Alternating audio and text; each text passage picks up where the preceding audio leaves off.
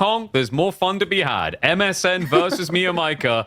Can they make it past this to the ultimate clown showdown? I think that's what we're qualifying people for here, Warman, at least based on what we saw in the first series. I think people, for those of you who are new to the scene and you don't remember the days of MSN and his little clown car, so this man, he used to, was it not just him, it was also Dragovan. Oh, it was like a whole thing where they just make the clown car ram and they put the arches in and they put the arches out. And MSN was also a big enjoyer of these types of things. So the circus is on the road. And I feel like MSN has the civilization picked to do so. We have an Abbasid on Dry Arabia. And from what I've been experiencing with Abbasid recently, it's been a lot of villages, a lot of TCs, and a lot of not dying again. And it feels like we're thrown back a few seasons to when they just got those cheap farms and things went crazy. But you're up against Delhi. You can't just do that all for free.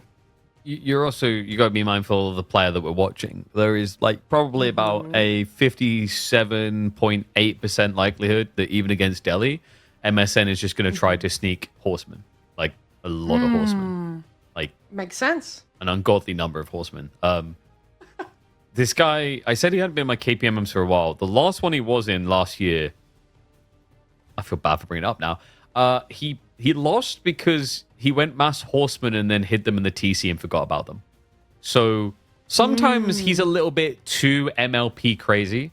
But Abbasid is definitely like an absolute comfort pick for him. Same with the idea of Ibids, but MeomaikA yoinked that straight away. And honestly, with the rest of this draft, we see something that we haven't seen in a very long time. A Zushi ban. I say very long, but last season that was prominent. But now, seeing this out from these two, I haven't seen one single player ban this, but both of them felt very strongly about this. Is it just because of They're Kawasan? both specialists. No, it's the players. Kawasan's an element, but it's literally the players. Like MSN loves Shushi. It's another horseman civ. And MeomaikA absolutely adores Shushi. It's Juganung civ for him. Like, he was very good at that type of build. He's also probably the only person I can think of that would build a meditation garden up with like 12 villages. That's a thing. So, very unorthodox player. But, the other interesting thing here, Japan ban. Like, that one, MeomaikA covets it too much when MSN knows that MeomaikA wants it. And it's a very good time to ban out Japanese. In terms of signature picks, the main ones for MeomaikA he got were Mongols, and John is a pretty comfortable one for him. House of Lancaster ban is also just another beneficial, it should be banned, and also MeomaikA really likes this civ. So, yeah, it's kind of a bad time to be MeomaikA when you think about what viable bans look like. It's very crazy to me that we have someone who actually picks JD over French. So, what a time to be alive. And no French pick out of all of these, even with the maps we have in front of us. So, guys, we are ready to hop on in, but I hope you're ready for a lot of shenanigans as them horses are gonna get built this game. Hell yeah. And we see the driest of Arabias in front of us. The more I think about these two players, the more I realize that I just looked straight at the Civ draft and didn't even care about the map draft. Like, there's just some people, they're going to pick the thing no matter what maps get selected. And MSN, this really is his signature, his piece de resistance, the thing that he looks for the most. It is, of course, the Abbasid dynasty. But MeomaikA, Delhi, in this matchup, I feel like there's ways that Abbasids can pose a threat, but you have to be playing Abba like a god. Like a dancing queen. I feel like MSN might just pull that off. So, now in this case, with MSN's whole spawn, this is what I like to look at, especially when we're playing against a civilization like Delhi that is very raid heavy, and MSN being the possible raider himself. We want to look at the fact that his gold and his berries are on two so opposite sides, but they're still in line of the same raid. So once you do slit into that wood line on the sides, you should be able to go and rotate quite easily between those two. Luckily for him, this does mean that they're not going to be instantly raided the whole time. The wood line will still make this easy enough for him to gather from. But this does beg the question to, would that second TC be safe? Now, Abbasid, you're playing against Delhi, right? So, of course, you need to deal with the Ghazi Raiders. But is this still a matchup where you will see that 2TC type of play from these people? I think it has to be earned, not just taken. right? Like we're talking about Delhi, Ghazi massing, a play into sacred sites, and usually what ends up happening there is the bastards they build a lead and they don't really see a point in the 2TC versus just actually pressing the advantage. Opening wise, I'm wholly expecting military wing here.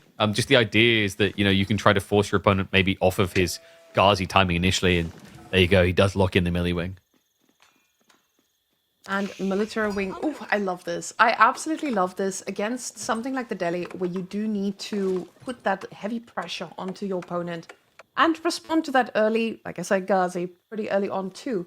Now, this still gives you the option of being able to go for that second TC. That's the beauty of Abbasid. You do have a bit more breathing room, but at the same time, we would be seeing some villagers move over to stone by now, and it does not look to be the case here. So military wing all the way, and now I cannot wait for that horse-on-horse action, because between these two, I think this is going to be a lot of dead cavalry all around. Yeah, I mean, he's already gathering up some gold, which does indicate he'll be prepping for the hardened on the spearman. In conjunction with, I wouldn't be surprised to see him going melee tech on blacksmiths after, opening stables, right? So you get spear, stables. It's not a bad comp in the current meta. The whole idea is you overwhelm your opponent because it's much harder to micro with archers when contesting that. And it's not like your archers on the Delhi side are going to be buffed, right? This isn't a Tower of Victory build where they have that extra little bit of oomph to deal with melee blobs. Now, with your tower, the Dome of the Faith, you are going to have a lot of things that you need to cover, especially when you get onto the sacred sites, and then you start splitting up your units, which is where Abbasid is going to flourish here. And with all that wood he's already got in his bank, he's going to be ready to drop down that stable the moment he hits feudal. Now, 6 on food also tells us he's going to have just enough to start producing himself a horseman the moment that is done too. So we see instantly getting that upgrade. But let's go take a look at the military buildings for a second to see what he popped down. Is that going to be a double stable, right? Or an archery range in a stable? Okay, yeah. Yes. So it's going. So interesting enough, after we highlight melee blob very strong, he's actually just going for the archer composition anyway. It is kind of nice though. I get the idea for MSN. Delhi have better cavalry and they have healing, so melee blobs can be a bit weird. And the other thing we have to remember is military boot camp. It buffs infantry HP. So if you want to get the most bang for buck out of it, archer plus something else makes a lot of sense. It just makes your boys very bulky on the backside. I wouldn't be surprised to see this become 1-1-1 if MeomaikA does the expected though and drops stables for Ghazi. The first horseman is also in queue, and we see another archer being queued up as well. This is just going to mean the action is about to begin, and I honestly believe that MSN might be able to out-aggress MeomaikA here, just because of the fact that he's already got so many units on the map, and he's already trying to get him from multiple sides. So even if MeomaikA starts producing, he's going to need to split his units well, and spears, they are not going to mind fighting that off against a Ghazi, and we do see a stable being dropped down, so that's going to be the choice here, but MSN needs to be careful. Those spears are so important to just keep alive, at least the first while, because he's not making any more. Yeah, I think MSN was focusing on how do I stop him from fighting me from inside of his base versus how do I just deny the most likely comp coming out. He's now fixing that by adding the racks, but this does mean the Ghazi can actually bully you away, which is why MSN's backing up so much, showing a bit of respect here, because the initial Ghazi are a problem. 2 or 3 of those bad boys with skulls behind them, you're not really going to be able to stand your ground as MSN, not until you've got the full 1-1-1 comp. I'm honestly a little surprised at how long it took for MeomaikA to actually get that stable down. It felt like it took a little bit longer than we see out of most delis here. And now with the Ghazi Raiders being out, he does need to be careful not to take too much damage on them initially, and that's exactly what happens there, but he does get a victim. These bad boys will be backing off, and they should be able to get healed up pretty quickly. He's only got 3 scholars right now, so this is going to take a while, and he does need to be careful of that in the future too. MSN investing in a lot more spears as well, as MeomaikA has not doubled or went into the direction of any other units, so he knows he needs to make spears to handle the Ghazi numbers, but the horsemen, they are increasing as well. I'd suspect the reason why the Ghazi timing took a little bit longer than you'd like to see.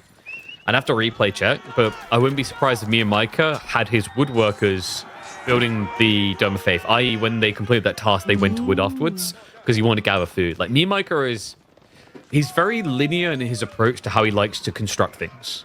That's why you kind of get those MeomaikA memes about teching up with 20 workers or whatever. Or like I said earlier, you know, teching the feudal with 12 villages. Like, this is the guy that would do it. Like, it's weird and it sounds really inefficient, but he seems to be comfortable with the style, and it has actually netted him quite a few wins in the past. Now, the spearmen were Dark Age up until this point, which makes sense to those spearmen not being able to kill the Ghazis who got on top of them. But now they will be feudal variety, meaning they will actually be able to do some damage. You do see no villagers going down here as the villagers pull back just in time, and MSN not optimizing those attacks just yet. And usually this is where things differ from the usual games that we watch. We are now getting into the point where these people are qualifying for the top 16. The games that we've seen before against the players from the top 8 might look very, very different, with them always optimizing every single attack they can. MeomaikA, though, he's looking for some blood. He's trying to make this work with the Ghazis, apparently going right past because he knows where the majority of the army is. But does this mean MSN chases behind or just goes for a counter-attack? Well, he actually gets baited into a fight here. I don't know, MeomaikA maybe wasn't expecting the whole army to be chasing. I mean, he has the scout, so he knew it. The good news is it's a case where MSN is not actually contesting with the archers in MeomaikA's base. Like, unless there's a group of them hiding underneath all the scribbles on the map. I think there's like maybe 2 horsemen hiding there, but there's no archers that can easily just creep in and find worker kills now while the Ghazi aren't there. With the reinforcements now coming straight for the base, it means that this horse pack is going to need to turn around and go back to the base, with the archers going for a little bit of aggression there onto the side of MeomaikA. But MeomaikA is now switching to his own archers. The problem is just MSN has a lot of them, and now adding a camel archer in the mix too. I do love how you can see MSN's indicated plans here just by the scouting pan. Just a giant red circle just drawn around MeomaikA's base. Like, we must contain him here. Problem is, it's not fully working. Like, MeomaikA doing this dance in the mid-map, as long as he doesn't lose troops here, it's just buying vital time for the next step. Like a double up, like Archer plus Ghazi versus this 1-1-1 type composition. You know, defensively, I see the plan for MeomaikA. For MSN, he is at least doing a good job by denying these sacred sites where he can. Like, that is really where the Delhi's economy gets out of control. Whereas for MSN, his cool upside, of course, is that 15% eco gathering from the Golden Age, which is online now. And this feels okay for MSN. Now, usually with Avocet, by this point, you feel a little bit of pressure from your opponent, but MSN, he's the one putting on the pressure. He does need to be careful here. With MeomaikA now having 12 archers already, this is going to start being an instance where those spears get sniped pretty quickly. You do see blacksmith upgrades coming in from both of these players, and bootcamp as well. With undermesh, like, I mean, the timings look really good. MeomaikA did get a blacksmith in pretty early, but like, he wasn't prioritizing range tech, so he has been caught off guard by this. Now, the problem is those Ghazis, they keep taking fights, they keep picking off a unit, and then they go back and heal up to full. So all of a sudden, this army that MeomaikA has, they're just gonna constantly be reinforced without losing any. And he's making sure that his engagements really matter. MSN is going to struggle after a while, but now the Ghazis are going to look for yet another attack. And the berries is going to be exactly where their target is. Let's go see. Those villagers are sitting ducks, or 1 spear to defend them all. Oh, 2 now spears. 2. Oh, whoa. I'm sure they will do well against 12 Ghazi. Actually, sorry, 11. They're not that powerful, right? Oh my god, the villagers. I mean, the thing is, MSN knew this was going to be a problem. The Ghazi ran by here earlier. They saw this. So the ultimate punishment coming in. MeomaikA now with a worker lead. And no counter-offensive out of MSN. Neo's even just going to hang around to trade out against the spears. That's the beauty of having so many Ghazis as well. He can just now force that army back, and MSN is in a tough spot where he needs to make a decision about making something happen.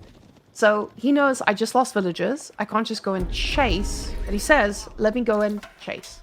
That's exactly what's happening here now. Trying to make a little bit of a circle around to intercept those Ghazis if they dare step back. But we do see red dots moving over to the they're going deer, again. so this just means that the Ghazis are going to get more kills. Oh, the outpost, MSN! The timing could not be worse. Meo finds another strike in. There is a counteroffensive underway. A dive into the base. The archer positioning MeomaikA. A bit too focused on his Ghazi there.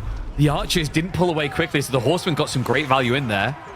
And it should lead to some work, because, I mean, this type of army size, you've got to be considering the fully fledged dive.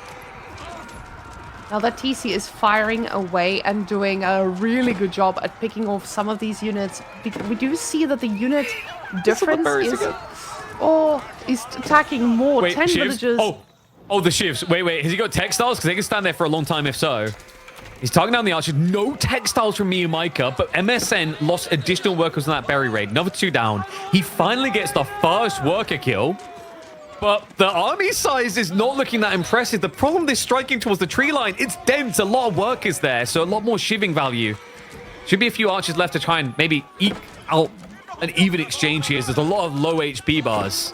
So after all that hoo-ha about a lot, it amounts to nothing, as both players will reset at practically the same work count if it wasn't for the fact that Mio just went in to get the last laugh on MSN's gold. Now, a lot more villagers falling like flies here, but this feels like MSN could possibly have saved himself, at least for a while here. Now, these camels are trying to make their way back to the base, but keep in mind, these are archers. We don't want to be fighting those Ghazi raiders just yet.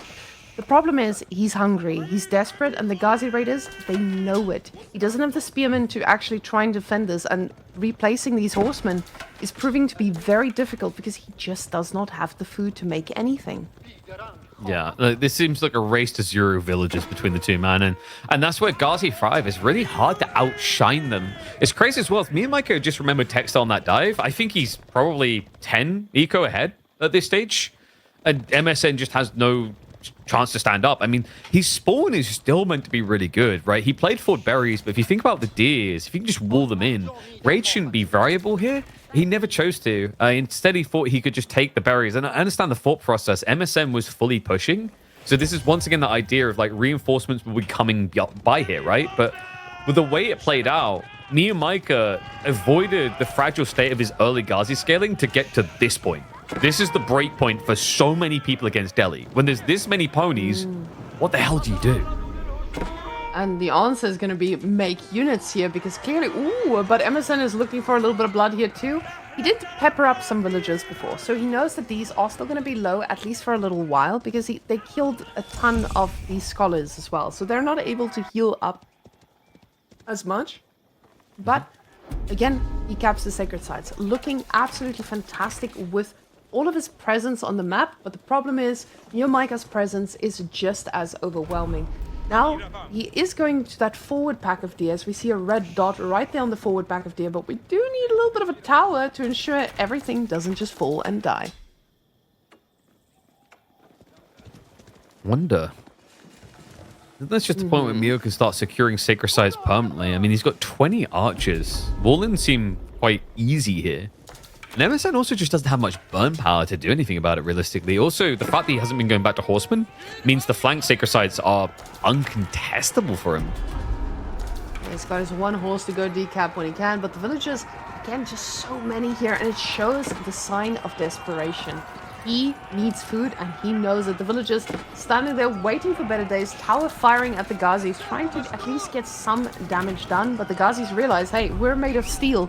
Let's actually shut this down. Spearmen not daring stepping forward, and more villagers may just fall because of it. And looks for the snipes now. We'll be able to at least target fire down one. Archer is just going to forward. Sacred sites are now locked in, so MeomaikA is going to have plenty of bread in the basket to feed the family with. The archers, they're still just frontlining here. I love this move. Just bogging down the spearmen so the Ghazi aren't getting struck. MSN will start to pull back a bit, but maybe a bit too far there as he does reveal his archers. Neo just willing to trade this down now. With the state of things, there's a 5-worker lead and a huge abundance of gold coming. 375 gold a minute with the triple sacred site cap. A move that MSN currently has no clear answer to. Now, he does have 2 horsemen in the queue to try and get that map presence back to shut down, but he uses this full army to push the middle one. He just wants to ensure that he influences this gold trickle at least a bit. But the problem is, with the army standing on top of the sacred site, it opens up MSN's base for yet another raid. Ghazi raiders decide against it though, not going to be going too deep, not risking any of these lives. But we do see More villagers on deer, standing all around. Ghazis may have changed their mind just a bit, and they do see the horse going to decap. But that just means they know exactly where to go. The base where there are no defenses. It's also MeomaikA's macroing. Macro Maika today. Or Mio macro. He's getting ready for castle, which makes sense. Like, MSN does have a decent number of spears, but nothing a war elephant couldn't easily consume. Those Ghazi are going to start forcing some idle time at the back of the base. I mean, the problem for MSN is, like, you can't really attack and defend with the way you configured your base currently. You've got no walls, limited outposts, and a lot of exposed workers. And it looks like MSN learned from his last experience and said, I killed workers. I was able to get back into it by just pushing. Let's just do that again. So the spears now pushing backwards towards the Ghazis, while the archers were edging forward, but decided to change their minds here. MSN now having no food in the bank. This poor guy is spending every bit of resource he has, but 30 archers does feel quite scary here, especially considering these do have boot camp. That's why MeomaikA is going to take the opportunity to get the hell out of Dodge. House of Learning now on the way in 45. MSN a little bit hesitant to step up. You notice what happened there. The archers around the central sacred site were thinking about it, but without any horsemen or spearmen nearby, he was reluctant. Nice little snipe here on the east side berries. We'll be able to find and cut down 3 workers. So shrinks the lead that Mio had been working hard to build up. The House of Learning, I mean, MSN, he needs to be a bit further forward to feel in an advantageous position here, because Mio, with his current economy, could just straight up go into queuing up a war elephant.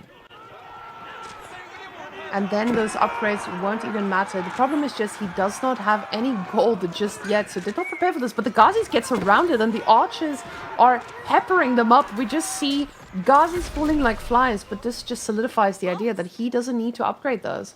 Instantly going for the archer upgrade instead, and going to queue up a lancer for himself. Now those armored units are going to be quite difficult to handle, especially with no camels, but spearman numbers, and as I say that, Emerson's like, oh, I'm probably going to need camels for these, don't you worry.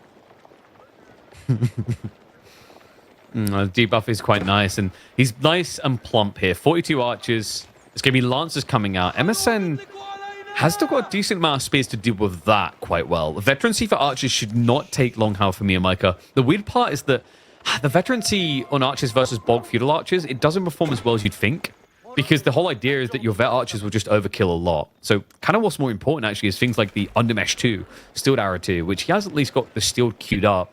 No double blacksmith play, however. Mio hasn't picked up a single relic though. And this is something we expect to see from Delhi pretty quickly. MSN though, he's picking up villagers, and just like that, almost equalizing that villager count. But this, those shivs are poking hard, these poor horses. But they are going to go in for a second attack, trying to get yet one more villager. Villagers, again, fighting back, and they will not be dying there today. But the Ghazi Raiders, they are the ones being aggressive right now. But keep in mind, those are still feudal age Ghazis. They're not really going to make that much of a difference against the horses just yet. But we do have a significant portion of archers here from MSN, and he is thinking about castle himself right now. It's not easy to achieve. Needs some sort of win in the fight while he can. Holding the choke point. He has got the mass range devised, but the problem is there's now Ghazi plus Lancers upgraded, ready to brawl. I mean, the veterancy for Ghazi, actually, he hasn't even queued it. He missed that entirely. There's not that many of them. On top of that, just a few Lancers with chain healing can actually hold their own for quite some time. MSN, still in a staggered retreat. He's about ready to start a tech up, but it is going to come at a cost. Think about all the units you could have right now, and all the heavily armored units you're worried that Mio could be building into. And he is able to snipe out a few of these horses, but the Lancers are barely taking any damage. As he's kiting backwards, Economic Wing is taking ages, and he's just not making any more units here. These archers, they're retreating, but how many is going to be left when he hits that castle age? We see more camels being queued up, and he needs the spears to try and impale all these horses, but Mio is overcommitting a little bit. He's overcommitting to that house. The archers got stuck on it. If he was moving in tandem with them, I don't think MSN even tries to trade there. But MSN has got big problems. You know, the plan of playing out into the map is feeling about as outdated as the instant messaging service here. He's going to try to creep away, but I think maybe the scholar saw the mill, and if he saw the mill, you start to get a bit suspicious here. Scholar is going... Yeah. But him now straight going for that relic. You know he's got one thing on his mind. And MeomaikA, it does seem like with this type of play, he's trying to focus on one side at a time. And this might be MSN's saving grace, with him being all the way out there. And the scholar realizing, hey, there are no villagers here. This is not going to be something too crazy. But the villagers themselves from MeomaikA, as the resources are getting more and more depleted, they are moving a little bit inwards. MeomaikA, though, floating a lot of resources here. And usually when you have that much food, you don't mind making some elephants. I mean, I'm not sure what he's planning to make here. Like, for a second, it almost looks like fast imp, but you don't really have that many scholars for a fast imp. And no gold. He's not focused on the gold whatsoever. He hasn't moved towards the back gold yet. He is still just putting a ton on wood. He realizes I need some use out of these, out of this food, but I guess the best answer for him will be archers.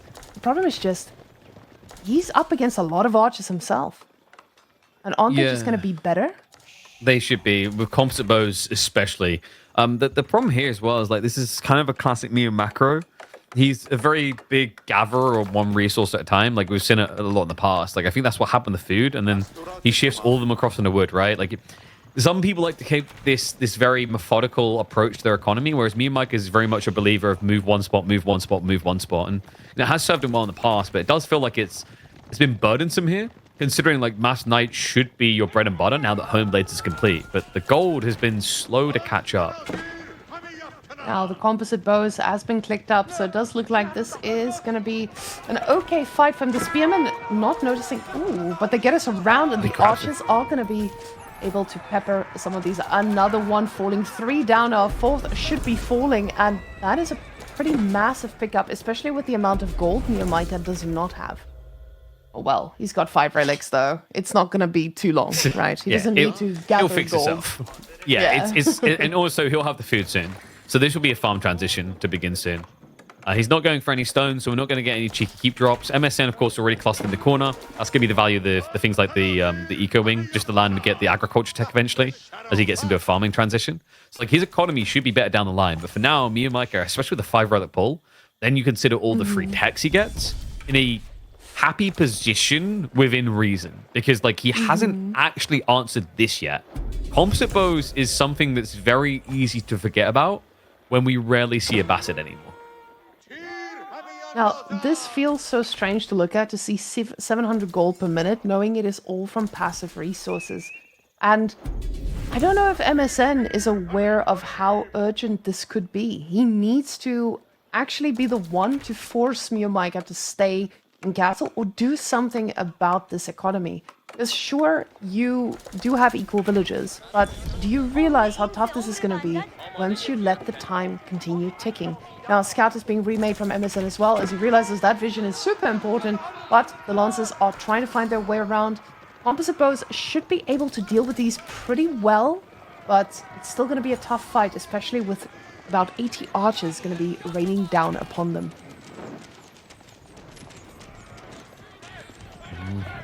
And the push-up timing does make sense here, right? Home Blades, actually, weirdly enough, wasn't queued. So this Lancer wave, it's not really that big, but it's definitely DPS missed out on. These choke point fights, though, I mean, 20 archer lead. You gotta feel to some degree it should be good enough. We'll see as the trades do begin. The Lancers need to forward to bait out the Spearmen. Damage pretty good into them, actually. The heavy cavalry just kind of struggling to stand their ground against this much arrow fire. And MSN starting to push forward a bit further. The Lancers are now going to shuffle in. There's not many Spearmen left over here. They've been intentionally target fired down to remove the threat. It looks like MeomaikA may have him bent over the barrel here. And this is the beauty of having Lancers in your composition. The fact that they can absorb just a few shots of these archers, this means that your archers can push back as well. We have to keep in mind, though, Gulams are now joining this party, and MSN should be able to slowly wear down a few of these. MeomaikA still investing into the archers, and he does push them back, but we have to keep in mind the reinforcements are coming. Second wave. MeomaikA just needs to be careful to overcommit here, because now MSN is also the one transitioning to farms, and he's doing a pretty good job at that at the back. And we see another TC as well. Very nice. Okay. MSN, he recognizes, I do need to find a way to get ahead. My opponent has everything. What am I going to do? Yeah, I think that's like realistically as good of a fight as MSN could ask for. But like you mentioned, the farm detail on the backside is the problem, right? MeomaikA have been stockpiling like crazy for that. I think if he actually had his troops rallied in, just a trickle line, we'd probably see MSN with practically no army left over, right? Because you have to remember, at the end of that fight, we saw like 15 walk away, and he had something like 40 archers total, 50 archers total. So there will be kind of a stopgap here, but like the one thing that does concern me a bit is it's almost like MSN doesn't think MeomaikA has farms. Because he's building Gulams, which are great against archers, but resumed Lancer production, they're going to really struggle against. The problem is, MSN is also now on 3 TC. So, oh, is that 4 TC actually? Now that I look at it. That looks like Wait, a that is actually 40s. So he's really trying to get control of this. The thing is, he still hasn't invested into walls, and he's seen the Lancers several times on top of his villagers. So if a few Lancers just make their way to the back of those farms, he's absolutely cooked, and he still hasn't been able to catch up with this army mass from MeomaikA. But keeping in mind, a major proportion of this army mass is just a healing unit. So it doesn't really make that big of an impact when you're busy pushing out without those. So MeomaikA running around now, not realizing how much there is actually to try and attack. It's actually crazy. Like, if Emerson wins this game, it's wholly because of that tree line on the left side. It's crazy. Remember, the berries were about to get raided. He shifted away. MeomaikA didn't send anything over to find what happened there. And then it developed into a TC strat. It's now developing into a farm area. It's now going to begin the walling for him. Like, it's all coming together from that point. And if you think back to the amount of workers out there, if that had been discovered, MSN would have nothing to try and stay alive with here. It's crazy how much of this game could be, like, kind of analyzed and decided by what's happening on that left side of the map. Now, MeomaikA is nearing pop cap, and you have to consider that once this man hits pop cap, what happens next? Of course, you're just going to get to a position where you get to go Imperial, and with those only healer units, you get to research as well. And now in Castle, you've reached that point where there are no more things to research, so we might as well just research fast into the next stage. But MeomaikA actually says, nah, let's attack. And he's going again for the front of the base. He spots that second, or for him, this might be the second TC. And gonna get a signal that, hey, I need to shut down this economy. He's like, oh, okay, you went 2 TC. And I'm just looking forward to the part where he dies doing it. Oh, it's 3 TC. He'll never know it's 4 TC. Crossbow switch also from MeomaikA now. Interesting. I mean, the Lancers would have been good enough on their own, but the thing you have to remember is at this stage, if you're pop capped, then actually it becomes about efficiency for population, right? And crossbows per pop slot should feel a lot better than archer per pop slot. Now, it does seem like this army is now trying to gather to the back as this next is pushing in. MeomaikA probably feeling very good about destroying that second TC, knowing that he's going to keep MSN under control in that village account. But MSN rallying all his units backwards to try and take the most optimal fight. That's it. Doubling down. Yeah. He stopped the worker production advantage. He now has control of the day. There's no way a Bastards would build several town centers. It's unheard of. That'd be crazy. But he's also going to be able to idle this eco here. But we do see the prelates now. They are here to support, and they should be able to help heal here. The Gulams now coming to the front lines. Prelates standing at their, or scholars, standing at the ready to just heal up anything and everything. The dares hit their units, and the Gulams is providing that beautiful front line here. The archers trying to get rid of these lances, but there are so many of them, and more coming as we see the red dots just rallied right forward here. I mean, MeomaikA can hit the farms now. He's pushed him far enough away. The Gulams do not contend against these lancers well at all. It's just all about positioning. MeomaikA, I think the biggest problem he's got here, the thing he's going to like take away from this is practice fighting around buildings. He just keeps getting griefed by the infrastructure with the A-clicks. His archers keep stopping. Lancers, where did they go? They went for the workers, but the trade-off does mean your archers are now getting sacked. They do not deal with Gulams well at all. You're seeing how much shots it takes just to bring one down. The scholars are making a decent difference here. And we have to remember MeomaikA has got reserves to just pump a new army, but For a man who's up at 200, he just tossed away the pop lead entirely.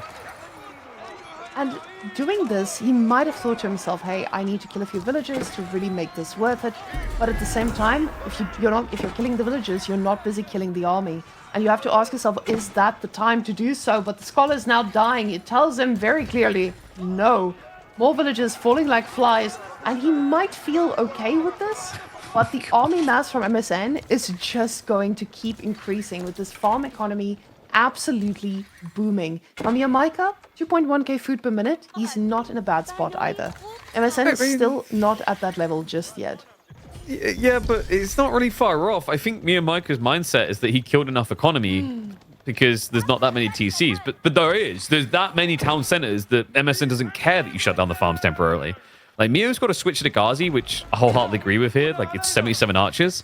He's really been struggling to deal with this. We have to remember that it's a rare sight to see the Abbasids with the increased attack speed, right? Like, the archers are S tier, or bare minimum A tier.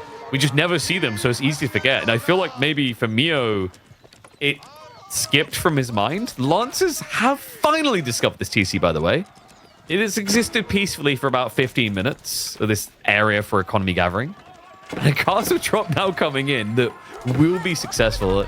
I don't know, unless Mio techs in the next 2 minutes, I'm starting to feel pretty MSN favored here.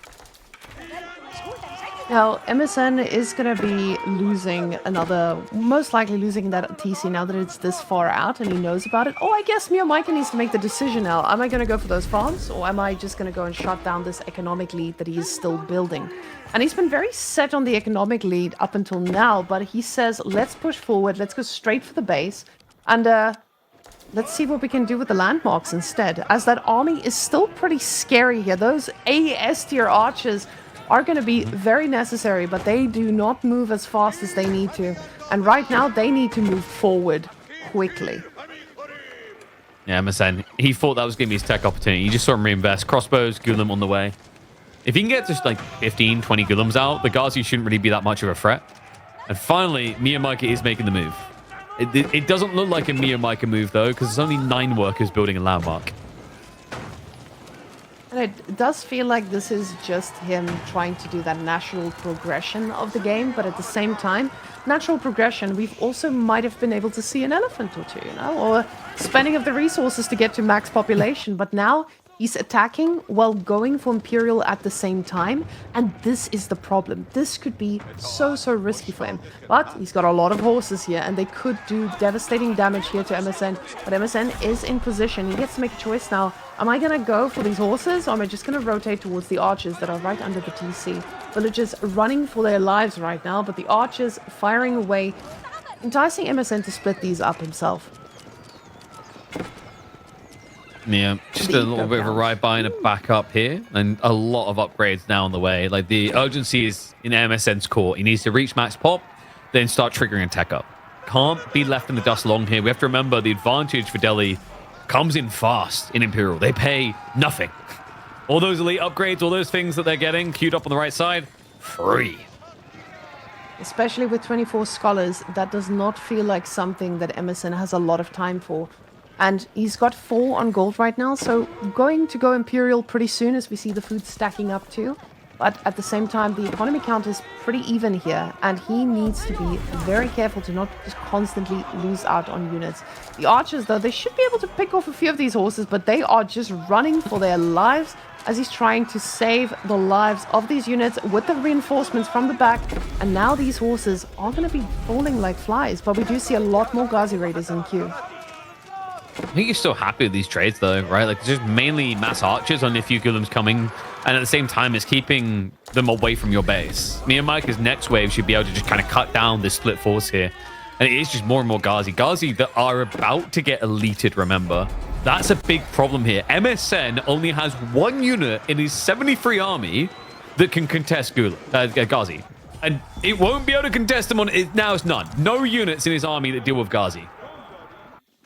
Not in their current state. And he is going to take a very long time to get to Imperial himself. And he's not making units while at the same time. He is just aging up. We can see nothing in the queue. There's no front line being created. He is just waiting for Imperial. And I think this is usually where the small differences are going to start coming in. We do see the archers eventually killing a Ghazi after 1,000,000 arrow shots. And the Lancers dying faster than the Ghazis.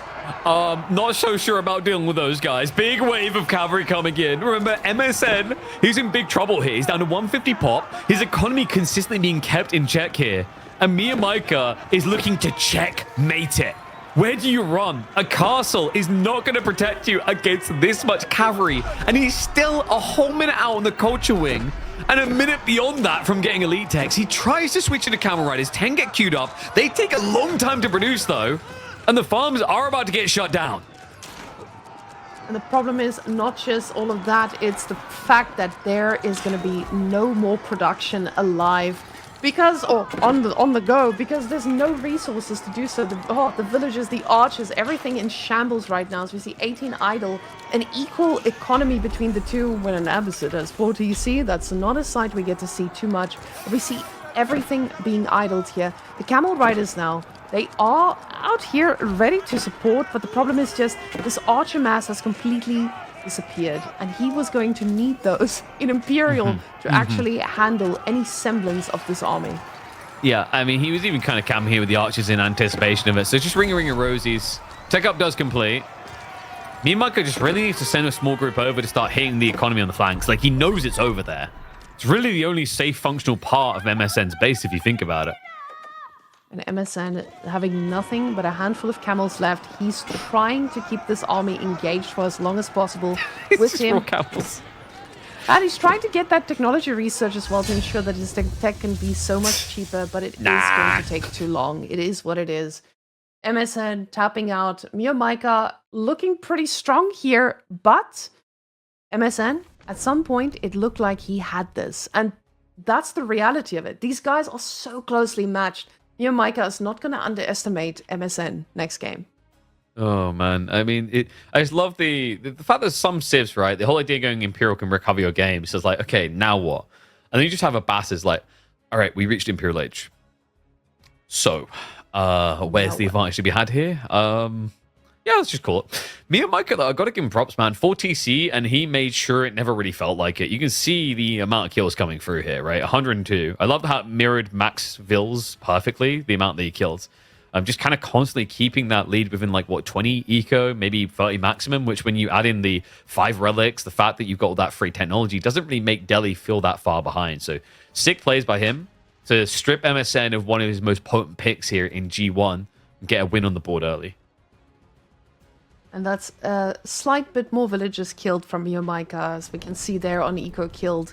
Definitely trying to fight his way all the way through. We do see the upcoming game on the side, guys. I hope you're ready for that. But before we get to it, we want to look at these clear moments at the start of the game where things changed up. And that are this Ghazi raid was just constant, relentless, and it really solidified MeomaikA's position for a while. The timing on all these food sources, he pushed them off the berries and instantly knew, hey, you're going to need some other food, so where will you be next? Seeing those villagers on the deer, taking them down. Like, the big advantage really you're looking for with a Basses in this matchup is forcing your opponent off a Ghazi and making them dance in that early game. MeomaikA resisted that very well. His opening looked a bit weird on the timing, but he just straight up goes Ghazi, and then he gets these key raids in that shuts down MSN's clear all-in timing he had in mind. Like, that's the key to it. Like, I've seen Delhi, they can lose this matchup, but it really requires that MSN on the Basses is allowed to dictate terms. And MeomaikA, we talked about this funky, over-the-top guy that doubles down in the weirdest times. It's not always that easy to dictate terms against. Now, these surrounds were gorgeous here by MSN, and he definitely showed us he knows where and when to land. But for the next games, he needs to be so careful with these raids. He allowed them in over and over again just by keeping the walls open, by going out without protection. And this is just the problem when you are constantly pressured by a cavalry civ, which is possibly a problem here as MeomaikA gets Mongols for the next game. So we do see Macedonians being sniped out and Mongols going through, while HRE is the one being sniped out and Ottomans being let through. And honestly, that's the first time I can imagine that happening this whole tournament. I mean, it's very weird on multiple angles. Frisian Marshes is a decent map for Mongols, but not what it used to be. So that one's not too shocking. But allowing Ottomans through, I think MeomaikA thought he might be allowed Macedonians because like the idea there of like Otto versus Macedonians, I think you can kind of bait Ottomans into a false sense of security with their Sipahi, with their melee armor, and then you just kind of can potentially Varangian up because they get so bulky, or you just straight up to the Radari, and you'd think at that point, oh wow, Janissary is great counter Radari. Well, everything that's meant to counter Radari doesn't seem to, so I wouldn't really trust Janissary to be, the god to finally slay the angry Vikings. Now, Frisian Marshes is, again, a map we see a lot of Dark Age aggression on, where both of these civilizations, they were kind of spicy in the Dark Age, KP. So, are we seeing barracks opening from both? Or is this something where Mongols is usually like, hey, I know the risks, let me just play it safe? Because with these guys, I don't think we can predict it. But go on. I think Mongols might just try to bait you, thinking that they're going to Rax Rush, and then just go fishing. Right, that's a big win for them. Like that's the idea on these type of maps. The implied logic, like same with maps like Kawasan, to a certain extent, but more obvious ones would be something like Himiyama. Hey, that pond in the center with the fish that we both want? Well, I'm Mongols, so I can Dark Age rush you. You don't want to do anything about that. So usually people say, yep, that's a fair point. I'll take instead. Ottomans is like a weird alternative, though, because of the fact that long Dark Ages are really good for them. So for me and Micah to feel good about like going for a spear rush instead, he'd need to really outflex our Micah early on. I think he's going to take the safer option of just like fishing. And then if MSN gets overly Dark Age-ish, he'll then try to react with his own spears. At which point, he would have accrued a lot of stone passively to keep double pumping. Well, I absolutely love to see you believing in the more standard, safer play from someone like MeomaikA. We can all have goals and dreams, KP. And no. really aspire out there. It won't be standard once you get to feudal age. When you get to feudal age, he'll only build Keshiks. Like literally nothing else. I'm calling that right now. But the Dark Age, he'll want the food for it, I think. Yeah, and I mean, on a map like this, it is quite... Dark Age aggression is quite dependent on how much food you do have access to. So you can potentially get into a spot where you can out-sustain. You do have a fishing ship or two or three hanging in there while you're producing your spears. But, I mean, this also depends on how heavily MSN invests. We've seen some Ottomans also go for fishing in the Dark Age themselves, but they already have such a good tempo. Why would you go and ruin that by going for fishing instead? You can easily get control of the gold, you can easily just tower rush usual civilizations, but yeah, with Mongols, it does get a little bit harder. Now, I am absolutely ready for this, as the rest of the series could consist of Front Range, Kawasan, Hill and Dale, oh my goodness. And with MSN being in Vest, we know this man is getting the coaching he needs. Is it going to be enough to take down legendary MeomaikA? And no wood being gathered from the get-go. He's going straight for MSN. Gold. Yeah, so MSN's not interested in hanging around. Doesn't even look like he's interested in necessarily going for fishing. So aggressive agency may lie in the purview of MeomaikA. He is gathering up additional wood, and he's not moving out towards a dock location. So looks like we might be getting some Rax play out of the Vietnamese player.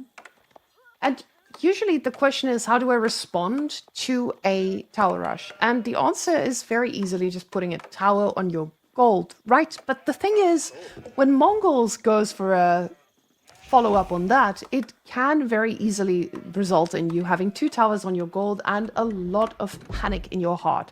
But MSN, he's got the wood for it, so he gets to make that decision at a point when he scouts exactly what is coming his way. But this is probably what he expects. Yeah, I mean, the fact he went out to gold so early does indicate that he was anticipating a rush. It also supports the idea that he didn't go fishing at all, right?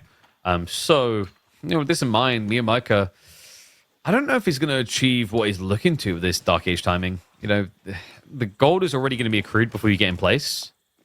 You can outpost block double gold, but like at the same time, I don't think MSN's going to care, right? Because you just scale Sipahi and then blow up the outpost. And especially when you do see this coming, it's quite easy to just grab every bit of gold you need for those initial upgrades to just start outscaling. But you have to consider here, we talked about this map before in a previous series, where when you look at the spawns, you have to always consider, hey, and he destroys, oh my goodness, KP, this man, he didn't even get enough gold to get his spearman upgraded. He was just like, nah, dude, I don't need this. I am going to go. I was actually going to say, is this the instance where you don't go for the Madries? But he says, no, I need the food. I'm just going to be making a lot more units. I don't need a drop of gold. Yeah, absolutely. You go for the Madrasa here, right? Because like your goal is just to get Sipahi. Yeah, there's going to be a few spearmen. You can answer of archers if necessary, but if it's only a few spearmen, you just do Sipahi. Just because they will still kill them. And the whole idea is Madrasa gives you that extra food injection. Sipahi also feels good for shutting down any dock play, if that's the idea for MeomaikA. It just gives overarching presence on the map. And you know, the crazy thing that's made this so good these days is not just the Sipahi themselves being so efficient in trades, it's also the healing that comes afterwards. Healing that Mongols would not have access to. Now, I'm expecting MeomaikA to also be very conservative about this when he does see the fact, oh my god, okay, guys, I'm wrong. I give up. Look at those two villages. I was going to say conservative about his investment as he's already on gold. But no, he doesn't go like that. He says, no conservatism here. I believe in the pump. And the pump is coming right your way, ladies and gentlemen. Two villagers going to be plopping down that tower at the speed of light. And spearmen just going to be putting themselves inside for good days and better days. But the age up is complete. And MSN probably feels pretty good about himself because he's got all the wood in the world that he needs. Yeah, I mean, in for a penny, in for a pound logic, MeomaikA. Like, this stage, you might as well take the punt at it. The good news is MSN's opening archery range, right? Like, it's not stable as beginning, so you won't have the quick burn through on an outpost. It does buy some time. Curious to see what it's going to buy time for. Could MeomaikA be the crazy man that does a silver tree build? Because that would be complete backshirt crazy if he does. Honestly, it would make a little bit of sense, especially... Ooh, no, never mind. I was going to say, especially if he's not going to be the one who's constantly aggressive. But no, the man plays it standard. And he's going for a barracks next. Now, keep in mind, that barracks is going to produce Dark Age spearmen. So, it does feel a little strange to be in that position where you're forced to go for the Dark Age variety thereof. But the archers now coming out, not going to be able to stop the tower. But the numbers are already there to shut down any spears who dares cross this land. Yeah, I wonder if there's going to be a move out. Yeah, there is. He's going for the docks. I was about to say, you know, if the goal here is map dominance, you might as well be present. It's not like MeomaikA can do anything with there's already archers here. So he'll just have to hide in his tower and watch you get the goodies. Now, with the golds being right there next to each other, it just means that MSN is not in a position to just sneak in and grab some gold like he would if it was in that stone position. And this feels pretty tough with him now having to go for spears, because when you're playing against Mongols, you know what's coming. You've played against Mongols, you know Keshiks will eventually follow and absolutely overwhelm you, and MeomaikA would not shy away from going a majority of a Keshik composition.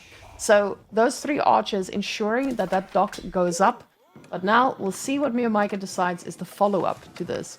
8 on food tells me he needs a lot of food for a lot of production pretty quickly. It's Keshik time, right? I think that would be the most obvious play here. If it is, MSN's a crafty son of a gun, because I don't think he made the racks apparent, right? Like, I think it's a subtle detail with his base layout. Yeah, it does look like it's a little bit back, but the tower could possibly have a little glimpse of it there. We'll see if we go take a look at over there in a second. But MeomaikA now not making any more spearmen. Oh, yeah. No, it's... I don't think he sees that. That should just be short.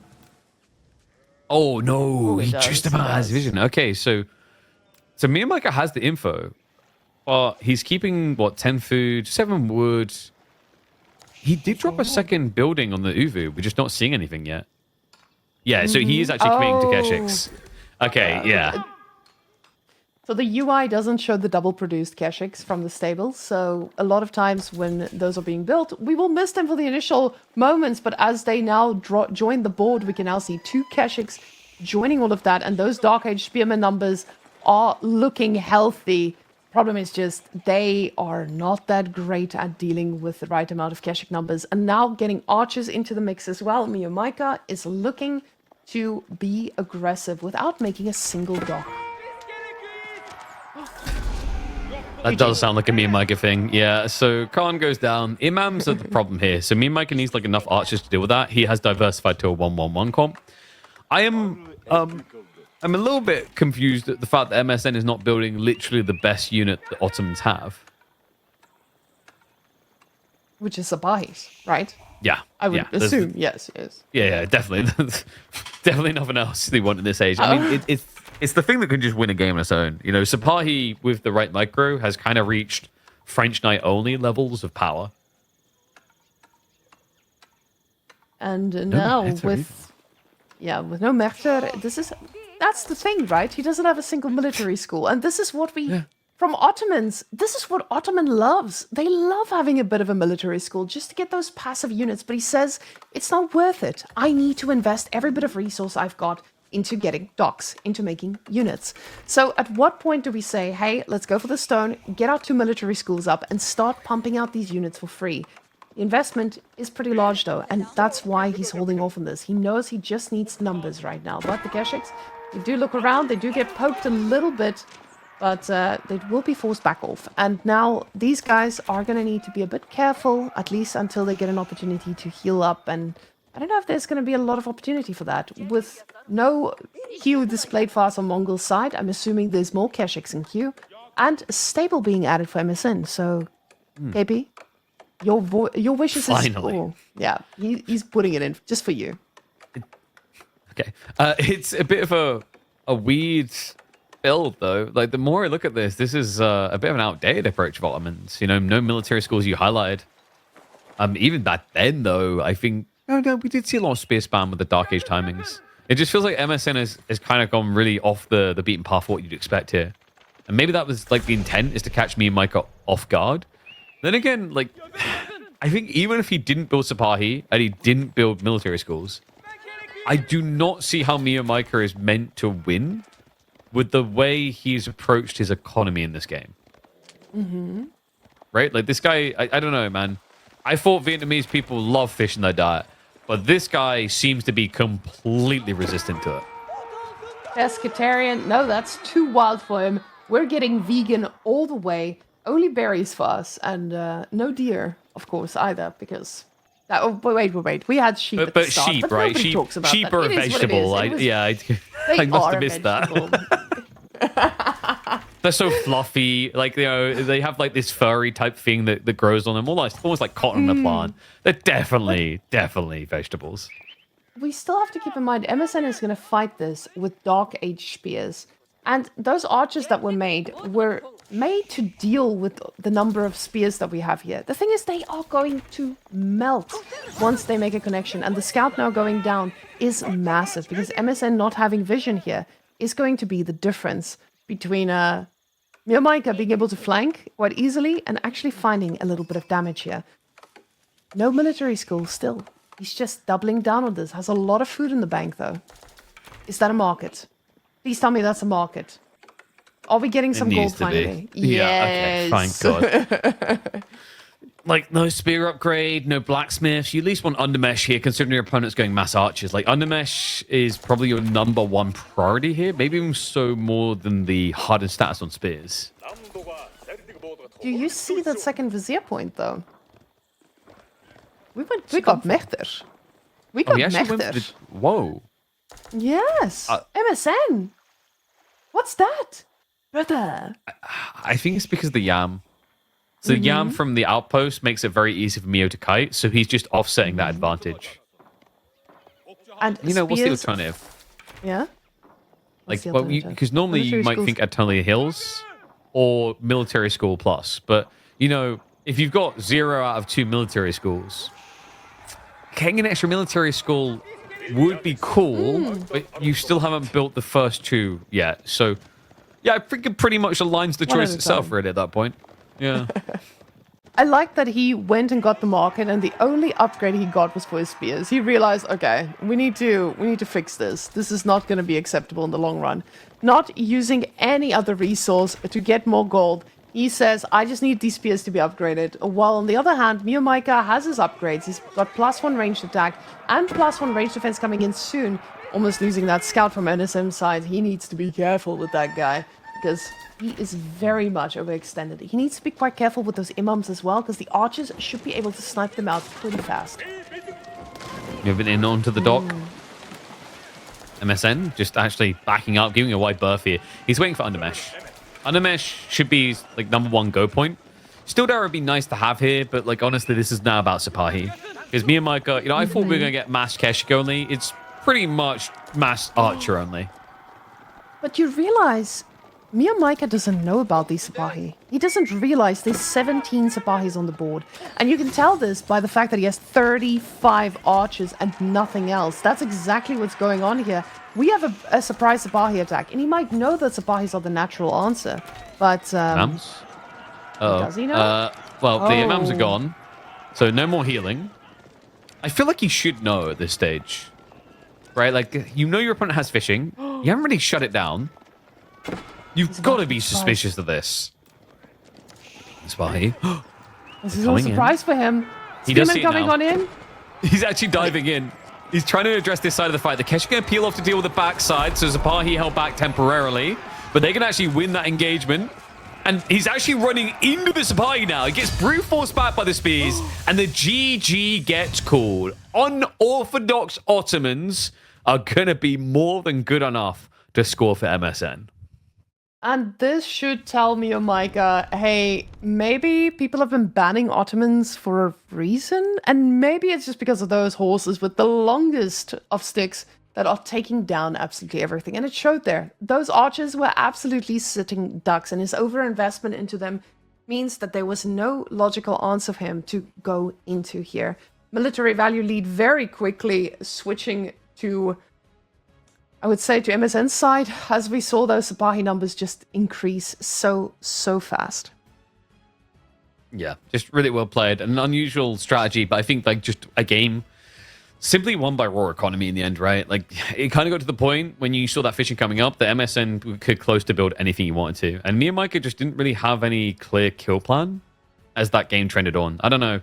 I want to always been practicing for this to make sense. And then again, I don't think Mio has been putting as much time into competitive tournament practice in recent months. So I wouldn't be surprised if his Frisian Marshes is a little bit rusty. Frisian Marshes is definitely a map that requires you to constantly be on top of the meta and understand exactly how a game can evolve. But with MSN, you know he's been preparing. This is not something that he has any lack of. He's with a team that forces him to practice, and you have a constant environment of pro players. Yeah, they're like, hey, MSN, my guy, you gotta practice. Just you know a what pump I of mean. shotgun behind him is like, you better. Did you play 12 games today? I mean, I've done 11. Get back in the room. You have not completed your required hours. Look at that moment. The Sipahis making you realize that horses can be a problem for archers. So, now we do see our next matchup, though. And this time, I can with confidence say that Malians was sniped out, KP. Malians. I repeat, where's Sengoku in this draft? We do not. French Sengoku? Well, Hello? I'm guessing you probably thought that like Sengoku was in the draft originally, right?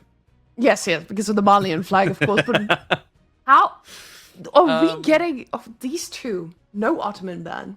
Why? Sushi ban. No French, why? no Mali. Oh, disgusting. Why? Disgusting. I'm sorry, but like, MSN likes horses. How would you not pick Sengoku when it's available? It doesn't make sense to me. MSN, it's a good pick on 3 of the maps here. Doesn't need a broken civilization to secure a spot, KP. How dare you imply that? This poor guy. Excuse me, he drafted the Abbasids. Oh yeah, that's true. That's true. He does abuse civilizations. I didn't say which way it was broken, but you know. Also, just one with Ottomans. What are you on about, woman? Come on. Like, he's picking broken civs left, right, and center. He's got China on map number 3.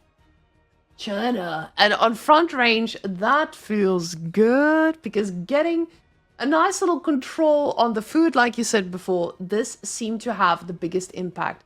Now, the problem is, we're up here against Ayyubids. They're not going to be snacking on any boar. But we do have dervishes. And how do dervishes play out on a map like this?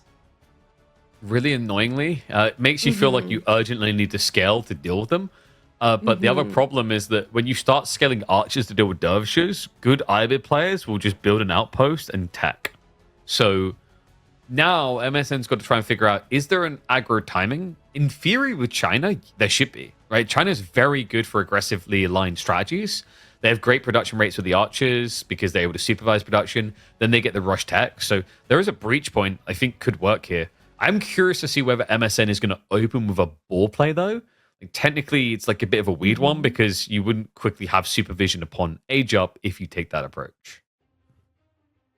Now, MSN, I feel like on China, you just have more choices with that opening then. But Ayyubids, they have an answer to, you know, punish you for anything you dare do. But I just heard a nice sheep for us, so we might be rolling in pretty soon with these two on front range. Let's see that opening, and no ball play at the start. So no crazy shenanigans here for us today. Oh, damn. No, it's not worth the risk, right? Because like the dervish time will come in, you'll be pushed back anyway. And also, you just want to rush fuel. Technically, going on the ball slows you down because it would be worth it once you're a few hundred food in, but initially it's going to be a bit awkward. You just want to get your Imp Academy online immediately, as China here, to get the efficiency. But MeomaikA, look at the spawn, man. That is... I don't know whether that's the best spawn or the worst spawn for gold imaginable here. Double gold Ford, the deer as well. I mean, if there was a justifiable position for an outpost defense, this would be it. And seeing those two little golds in front of each other should motivate you to want to get into that Song Dynasty if you ever decided, like, hey, Imperial officials are not the way to go. But now MSN just... our normal early game China, wanting to see what happens with all of this. Now, this is not a map where I think a lot of players are just going to sit back and see what the other one does. But with Ayyubids, you feel like you need to constantly be on top of them, especially if they go for those dervishes.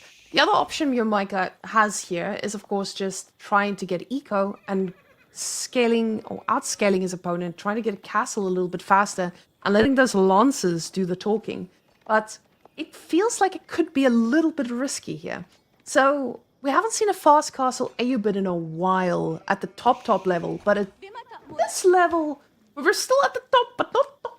We might see some sneaky shenanigans, but let's see what the man clicks up as we're almost there. And Twitch chat, this is your moment. What are we getting? Are we getting some dervishes? Or are we getting some eco? Or is everyone wrong? Dervish, right? Unless it's Mio, there might be desert raiders. Oh my god. Oh my god. Ladies and gentlemen, no shenanigans for us today. Only the best of the best here for you. Welcome to 2024. Just your standard Ibid experience in 2024. What do you mean it's 2026? I think you guys just don't know how to count. That is clearly a 2024 replay. Why else would you reinforcement wing in the feudal age? One strong camel at a time, he says. Now, that thing could be annoying, of course, because you are China. You're not going to be able to, you know, walk around the map and make units to deal with that early on. You actually need to be in your base. But in your base, we have some questionable things, such as a wood line that can be spotted and attacked from very, very easily. So all those wood lines, when you have a ranged unit standing there, it feels pretty tough to be able to grab all the wood that you need. So maybe there is method to his madness, and he is going to be able to shut down a man who just wants to chop some wood. Marika, you just chose Desert Raiders against a prolific horseman spammer. Can you guess what's going to happen next? Well, him going for a village means that there is time for the Desert Raider to make it there. So Is the there? horseman, I feel like it is. We have to remember that they don't spawn straight away anymore. So that's like a very big delay against China. So what you're saying is he is going to shut down this horse before... the camel before it even hits land. I think so. Like, you can either horseman or archer. Either one could work here. I think horseman just gives you like a better aggressive timing. Archer is more anchored, but you can see MSN is getting all the info right now. He sees the golds. He's weighing up like exactly what Mio's doing. So he'll know if this is a scale Desert Raider strat or if it's a fast castle. Now, very quickly, he's going to spot it is definitely not a fast castle. With 9 on wood, we know things are heating up in a different way. And they are going to be in an aggressive one. Let's see if he spots that military wing.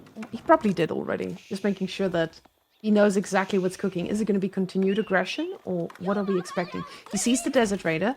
Desert Raider coming out there for the Scout. Going to be slicing him in half. Scout very resistant to slices and runs away. And being shot in the face. He's resistant to a lot of things, really. It's kind of hilarious that the butter knife that other Scouts carry is one of the more effective things. But the archers from MSN now, horses, you said, KP. This man does not believe in a horse. He says horses are too good against Desert Raiders. I do not want to mess with that. I'm a respectable man. I will go for the ground units. Give me 2 legs all day. Yeah, it's because MeomaikA isn't going fast castle, right? So like there isn't a rush now for MSN. So he's going for I actually think is one of China's more scary timings, actually. You know, this isn't just a greed civ anymore. It's a surprisingly effective aggro civ. It almost feels like Abbasids on Kokoina, you know? They have this extra vavavoom to them because they've got the supervision to produce fast. That also allows them to get their research techs into blacksmiths fast. And then they already have a good economy, right? Like, if you think about what imp officials do, they're an insane eco booster. Even on a map like this, where your food, your wood, they're usually quite limited, they just give you 20% more. And he keeps investing into these archers. Not more spears just yet, but oh, there we go. But with the maximum of horseman composition here from MeomaikA, he's switching over now to a barracks. Ooh, archery range instead, he says. Realizes maybe barracks is not the answer against a bunch of archers. And now this could be interesting. How does Ayubid archers do in the grand scheme of things? They're just archers, right? Like mass archers plus spears, though, right? Like the worry here for Mio is he's kind of his economy is worse, and that's even the golden age. Like technically, that's a problem because I think also the other kind of thing to keep an eye on here is he should have to move out the base a bit quicker than China because of the fact that China's taking a limited resource and adding 20% in. So yeah, like Mio, the good news is because he went cavalry, he does allow himself to dictate terms on the map, so he should be able to play out. The bad news is the literal best thing about playing out on this map is boar, and you absolutely categorically can't do it. He does, however, have probably the most smushed berries I've seen on this map in a long time. Smushed berries may have been a wrong choice of words. There could have been some sort of analogy about doctors and testicles. We avoid it, though. We move beyond it. Because this is a very mature past. Like cheddar cheese. So, those berries, I was about to say, they look like they could be quite optimized there for an Ayubid player. And also gives you a little bit of control as you're moving out and keeping your army quite close to your villages. But this gold is being snacked on and being used, just not in a blacksmith kind of way. So I'm excited to see what he prioritizes here. But the villagers are moving out, and we see MSN has other food sources on his mind. And that food source is very chunky and going to be quite helpful for this economy. The thing is, he's also quite close to being able to think about getting Song Dynasty. So you could secure this pretty easily as well. Or just go drop the Barbican in his base, right? One of those two. I don't know if we're at Barbican point yet. Like, maybe after he wins a fight. You know, let's not get too crazy here. We thought we were going to get one today in the last series. And they somehow didn't get to that point. That's true. That's true. Maybe we're just too spoiled with the Barbicans we've seen in the past. I mean, that's what we're all hoping for, right, Twitch? We need to see a little bit of action there. Oof, look at all those villagers. One drop off 213 food. That feels good. Now the horses, they see what's going on. The camel sees what's going on. The other camel as well. Now, with all of these units having all this information, they might share it with the archers who have just arrived, and the tower being built at the speed of light, but the archers are standing forward. The spearmen, though, they do scare them off. Yes, the blacksmith advantage. That's a big problem for MeomaikA with this dive. Villagers will just have to shuffle away as there is excess there. The outpost starts to get harassed. I mean, MSN, this should have been his fight. Has he not got everything here? Yeah, and it feels like this is the fight. He's trying to let this tower do the talking a little bit, but he's waiting a while, and it's going to be a sacrificial tower. Villagers popping out, popping right back in. He barely makes it out alive. He doesn't manually on garrisons. They end up coming out on the east side of the tower instead of the west. So -1 there. A very unusual state of affairs here when you consider that MeomaikA came at that from a sheer blacksmith disadvantage, and MSN did not feel like he was in any position to brawl it. Now, MSN doesn't have anything in the bank to really reinforce this if he doesn't have that ball control. He's got the deer and the berries there at the bottom, so he can pivot, but by that point, there's so much idle time on not having the resources. He's going to be in a very, very tough spot here. Now, he's making more archers as time goes on, trying to get as much as possible. The villagers out here are trying to survive, but another one yet going down. Archers now pushing forward yet again. Imperial official backing off pretty quickly as he sees that this is not going to be an easy thing to survive through.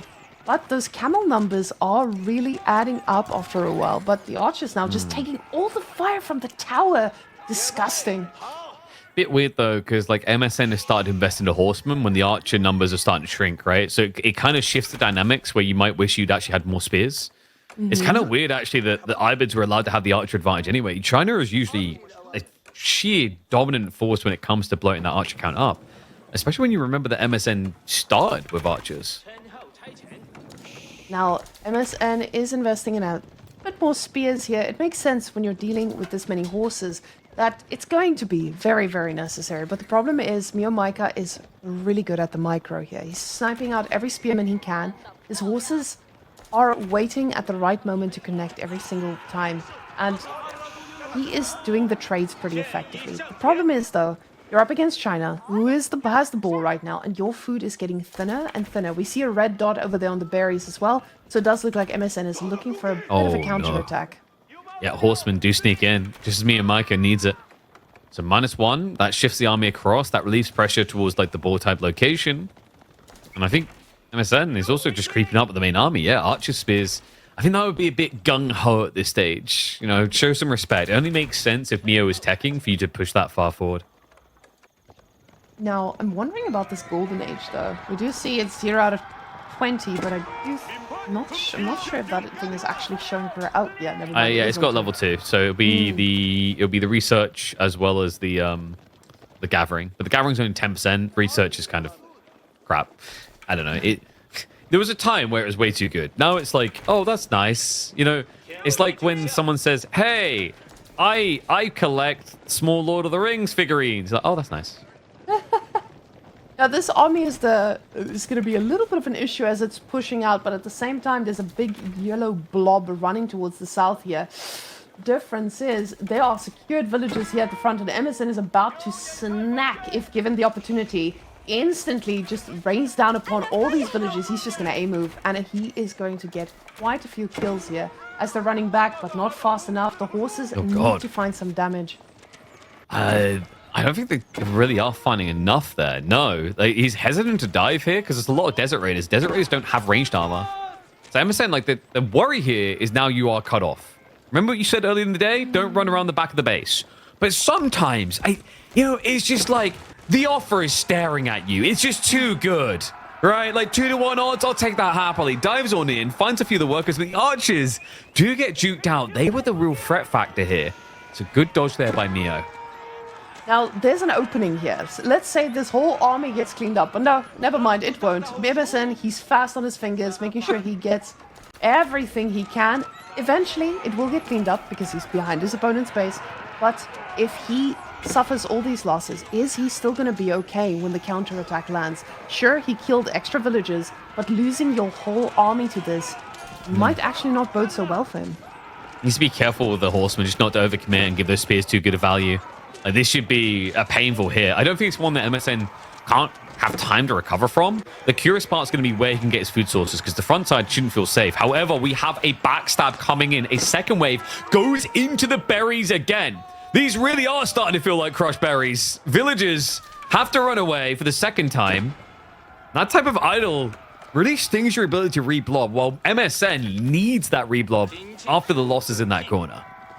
Now the counterattack is going to land, and sure, MSN does have a massive archers, but you need to know MeomaikA with all those horses, he should be okay. MSN just needs to take these fights in a little bit more of an optimal position here. He's making more spears, but those horses are getting their value. Problem is just, those are not villagers, and he really needs to find some kills to equalize this, or he's going to struggle as the time goes on. The boar should be about depleted right now, but this just means that MSN is going to be able to move out onto those south berries that he's got. Just a rough one for MSN getting caught upfield. I mean, the dive in with the archers looked like it was going to be good at first, but I believe Mio did actually get textiles. If he did, that's just such a sick read there, because it makes a world of difference against these type of dives. No, wait, he doesn't? Okay, these guys felt like they were doing plastic damage. They must have split damage or something, because he didn't get that many kills from the secondary dive. I do see a lot of wood here for MSN. 1.1k wood at this point in the game tells you those villagers had nothing else to do. And now trying to chop down every bit of tree they can, making all the archers in the world. And another village coming on out. Still mostly untouched on the gold there. MSN... This is like a tricky time right now, because being like with that food injection in the corner, the horseman count is quite threatening. 11 spearmen isn't going to last long against 42 archers either, so I'm kind of reluctant about MSN's ability to take a direct head-on fight here. The good news is MeomaikA is drifting over slowly. He actually hasn't urgently rushed his timing at all. Problem is, with MeomaikA having 466 gold, he does have choices. And apparently those choices are signaling one thing and one thing only, and that's castle. Now, when he gets to castle here, he can very, very easily just slide right into those upgrades. Oh, I say that, and then 10 more horsemen are queued up. Getting a little bit pop gap. Rushing up that house. Against MSN to be blobbing horsemen like this. Is he going to be able to respond to it, though? Because we saw how MSN was susceptible, and he realizes, hey, that first game, let's not do that again. I'm going to make some walls, and then we won't have those raids where all my villagers die one by one. So, MSN actually walling up this game, and probably the safest choice here for him, but he's not anywhere close to aging up himself. Yeah, while MeomaikA is thinking about that trigger being pulled. Curious to see which way he's going to go. Industry Wing would make a lot of sense. Like, actually, the idea of trying to get fast into Manganiques here, a very strong play. MSN has got 69 archers, is begging for mango play. And especially with those little clumps that move so awkwardly when you try to split them up. So, MeomaikA about to click up, but he's pop-capped again. Oh my goodness, I love seeing this because it means he's human, guys. This man is human. He goes for the Industry Wing KP. Are you a psychic? It's more that I spend a questionable number of hours on Age of Empires 4. That makes a lot of sense. Yeah, I should probably get some, like, hobbies. Yes. Outside this game, this time. Like maybe paying Warhammer 40k figurines. No, that's expensive. Damn it. I need something that's free. I don't know, I guess we could I could train my older child to chuck my younger child, and we could play catch with the child. That's an option. I mean, that's what it works for dolphins and baby play seals. Pretty soon when they have Manganiques. Yeah, and the funny thing about Manganiques is it's not just a tiny rock you can dodge. It's giant, flamey, scary sky falling upon us. When you have an army this big, Manganiques are just insanely valuable. They hit everything. They'll hit 30 plus units. Now, the question is just, is MeomaikA going to have the gold for Manganiques? Because now the villagers, again, very far forward. A few more will fall. They drop off and then decide they've had enough of this life. A handful more die. And this is okay for MSN. He's also going to be clicking in the age up pretty soon. Villagers back on gold, trying to get every drop of it so that they can afford to build at least one or two of them and get this army reinforced. Because right now, that villager difference is... Oh, wow. We're getting an astronomical clock tower. That's an astronomical change. Yeah. Welcome to 2024. Like you said. Yeah, we're back again. I think it's the map, though, because it's more linear. So, cavalry can be used on this map, but it's not the be-all, end-all. Infantry comps work pretty well, actually. So, and at the same time, to really justify it and hammer it home, your opponent has got 50 archers. Knobs feels pretty good. It also is a potential way to deal with Manganiques. Now let's the horseman upgrade instantly being clicked up, and that is what I like to see. Horseman at least getting a little bit of priority. Let's go see that Manganique being placed down, if he even decides to go that way, because of the limited gold he's got right now. It feels like every little bit might be invested into getting the archer upgrade there too. Now we did see him getting a little bit of a boost there. Not sure if he just bought the gold or sold other resources to get the gold, but he does have a lot of wood in the bank, and this can very easily be turned into something else. That market coming in clutch at this point. I do love the fact that MeomaikA went castle age to just build feudal units. Archers and horsemen. This is why people go age 3, of course. Yeah, no armored units whatsoever, despite the fact both of them have built mass archers. Do we not have camel raiders or lancers? Where are those bad boys? Imagine the problem is the lack of gold. It's like and we get camels for free. Why would we ever pay for those things? And horsemen. Barbican finally coming out. Love that. We do see a little bit of a connection here. The horsemen want to wait for their upgrades, but the thing is, the longer we wait, the closer this gets. Now, a few other units being made, but just more archers. More archers.com. Yeah, I mean, well, there you go. Hey, we have a lancer coming in from MSN. One heavy cavalry unit amidst all this. His horseman already vetted up means that he can't really do any damage with mass archers. He does have +2 ranged attack already, but with MeomaikA getting +2 ranged defense, there is not really much he can do about this. Barbican is down there on the other ball, so this does mean he is gonna have safe food, at least for now. And this fight is not something that MeomaikA wants to take under something like a Barbican. Springald being the first unit of choice, which very surprising yet again. I mean, it's mass archers, so yeah. Bit surprised we're not seeing Nesta Bees here. It's getting weirder and weirder. At this rate, MSN, he's going to be figuratively and literally eating rocks because the south side economy don't look safe at all. He has at least secured the gold for later on. I'm more keenly concerned about the farm transition that he only just began that MeomaikA is objecting against. Wait, no. Oh, God, we're wasting time on the Barbican. That Barbican this takes a while. It does. And the problem is, yes, you might kill some villagers. MSN already killed a ton of yours. You could be out there raiding everything and shutting down the food. But the archers, they're fighting a pretty tough fight here against all those horsemen. Spearmen were not in position for this, but they do get through the front lines, and the horse numbers are going to be falling. But that one Springald is just not doing the work I think it would need to do. The Lancers finally looking like they are taking a majority of all these archer fires. And MSN, he holds.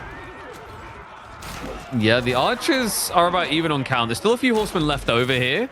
The Springald is just pretty much being ignored. And keep in mind, there's like idle time, a few worker kills coming in as well. Meo still has the numbers. He just needs to get them forward. He's got a lot of production weighing at home to pull up here. And that's why MSN is kind of edging out a defense. It's the Lancers that spawn and arrive for him versus the Camel Lancers that have only just been queued up. Now, these Lancers are going to be able to clean up most of these archers here, so they do try to take a few casualties, with a few of the villagers going down, trying to run for their lives. There's one Lancer waiting for reinforcements as they're going from both sides, and archers trying to focus fire one, and they do get one, but the next one has arrived, and the boys are going to be falling one by one, but the Camel Lancers are going to follow suit. We do see them streaming across the map. I just don't know if they're going to find the damage they need. And they need worker kills right now. This is catastrophic. When you think about the eco difference, the song scaling, the overinvestment, really. He's rotated around the back of the base with no way of getting reinforcements through. MSN has also struck off any rotation north side. He's walled himself into the mountains, essentially colonizing 2 different areas of the map. And that farm transition, I mean, he's just come back for that now quite safely. Like, that was the strike point for MeomaikA, the point that was meant to break the game. What do you see? Oh, another Desert Raider falling down. But the Camel Lancers are nowhere to be seen. Is he waiting to surprise, KP? Is it? I guess a surprise. I mean, I want to say, is it surprise? But then again, MeomaikA did go castle age just to build feudal units. So it might prove to be a surprise. The problem is, it's double damage upgrade. Like, archers, they may tickle, but they can still kill. And no, Meo, you can't eat that. Off you go. Only the wood. Don't even look He at was it. thinking about the stone though. That he was like, "Hey, I could use a keep." Yeah, you could. You honestly, you could use a keep because you're about to get raided with a lot of lances. Honestly, he could use a little bit of everything right now. The problem is the golds in the base have been depleted. Everyone is out there building farms, building apparently walls, says MSN, and this is going to start getting harder and harder for MeomaikA as China is just going to keep exploding. We've all been in this position against China, and it's so hard to get back into a winning position after that. And just like that, we just got to pause. So now we might be... Oh no. Oh Do no. we have anyone who's stuck? Is someone stuck? Yeah, there's an Iber playing game. Can we get a Manjanique check on aisle 5? I think we're safe. Is the Springald stuck? And we need to know if the Springald is safe. Do we need to send a rescue dog? It's safe. Okay, it's fine. It is with its parents. The Springald will be safe. So for those of you who don't know why we're asking about the siege specifically, last week we had an instance where poor little Mangonel got stuck in Myriad, was in a pretty rough position there with his Mangonel just being stuck inside a tree. So now we had a pretty long pause back then. We'll see what this one is for. But let's take a quick look at this composition here. We now still have MeomaikA with a ton of horsemen and a few camel lancers. But at the same time, MSN, he has a pretty solid army here. And I feel like the army of MeomaikA could theoretically beat this. The problem is just the eco. And I feel MSN just has a better sense of control on the rest of the map as well. And MeomaikA, his attacks points are so limited, while MSN could just take a lance or two and actually make things hurt. Yeah, I think I'm wondering when Mio's gonna actually insulate himself properly. Because, like, the fact that he is just playing naked with no walls here, like, before it wasn't a problem, it's just raw archers and you just react. But, like, we can clearly tell it should be into cavalry point. Like, even the idea of just, like, scaling crossbows is not going to be easy, to your point. Like, as you reach this stage of the game, you just get full breadth. Also, interesting detail is that Mio isn't trying for relics at all, despite it historically being one of Ibid's best timings to align strategies around. Now, 25 minutes into the game, we got notification that one of the players just needed a quick break, but is right back. So we will be resuming pretty shortly. Now, JP, where do people usually run dry? Is it on the wood line here when players start falling apart? The gold? I'd say the gold isn't as worrisome as you think. You just need to be mindful of it, and if you wall ahead of time, you're fine. So, like, the tree lines are kind of an interesting one because, you know, to fix the food, you have to put it into farms. But, like, this game feels weirder because they need to put it into farms and they need to mass archers. It's like, for them, wood should be the real predicament as this game now drags on because of how reliant both of them were on that element. And, you know, how reliant they still could be when you think about the idea of things like siege. So, yeah, I'd say the wood might be the thing that screws it a little bit here for one player or the other. But props to him, MSN already has a decent number of farms up. Oh, my God. Did you see that? Full Looney Tunes mode as the race is underway. And now it's not again. Yeah, we're stuck, we're back, and we're stuck. Never mind, we're just stuck in a wall. Guys, that wall is going to be a bride tonight. As we see all of those wooden planks is falling apart. A good little steak on top of that could be quite delicious, hey? And that is how you know we are casting with the South African. Now, when I look at this army, I know myself, if I had this many units with all these legs, 4 legs per unit, I know what I want to do. I want to be raiding, I want to flank, I want to get on the resources. But every single time I try to A move, I turn around and I realize, hey, there's a wall in front of me. This is a problem. So now he's going to find those walls, and he's going to realize, hey, there's more walls. And remember what I said about those lances trying to find some damage? Exactly what happened. No walls, no luck. I mean, even riding blind there, he just fished for it because there's multiple gold locations being harvested. MeomaikA is trying for a counter raid on the other side, but if you have a look at MSN's situation, outside of these raids, the north side is a fail because this man right here has set up a maze. Oh my God. MSN learning from that last game where he lost so many villagers to the absence of walls. Now he doubles down and gets all the walls in the world set up and a lot more villager kills alongside that. A healthy lead, one that's only going to keep extending with the Song Dynasty effect. I mean, I'm not really seeing MeomaikA's grand plan for longevity here. It feels like he's going to have to go soon. MeomaikA realizes this and he goes straight for that base. But the problem is that base is mostly empty KP.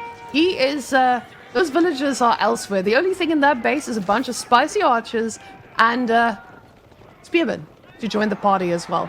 Now, I like that he's also put a nest of bees in here, but now with the horseman and the camel transition, this is going to be a little bit harder. The archers are trying to fight back, but again, this unit composition counters it directly. So there is a little bit of a chance here for MeomaikA, especially with this composition.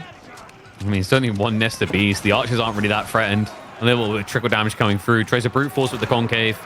MSN going to be clutching at poles to try and hold on here, but I mean, you're front lining with archers. This horseman wave, we said MeomaikA needed to send it, and he full-on salutes and agrees. A break in the main army. He tries to village shuffle to get out the other side. That's not going to count for scratch, though, because who is now going to guard your only just finished farm transition?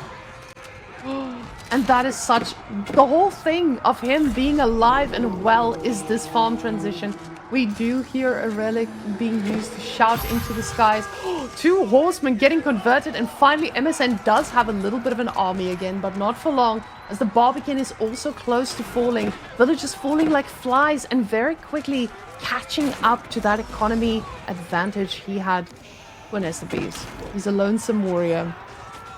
I mean, these are the type of games that people are going to use to get Nest of Bees buffed, I swear to God.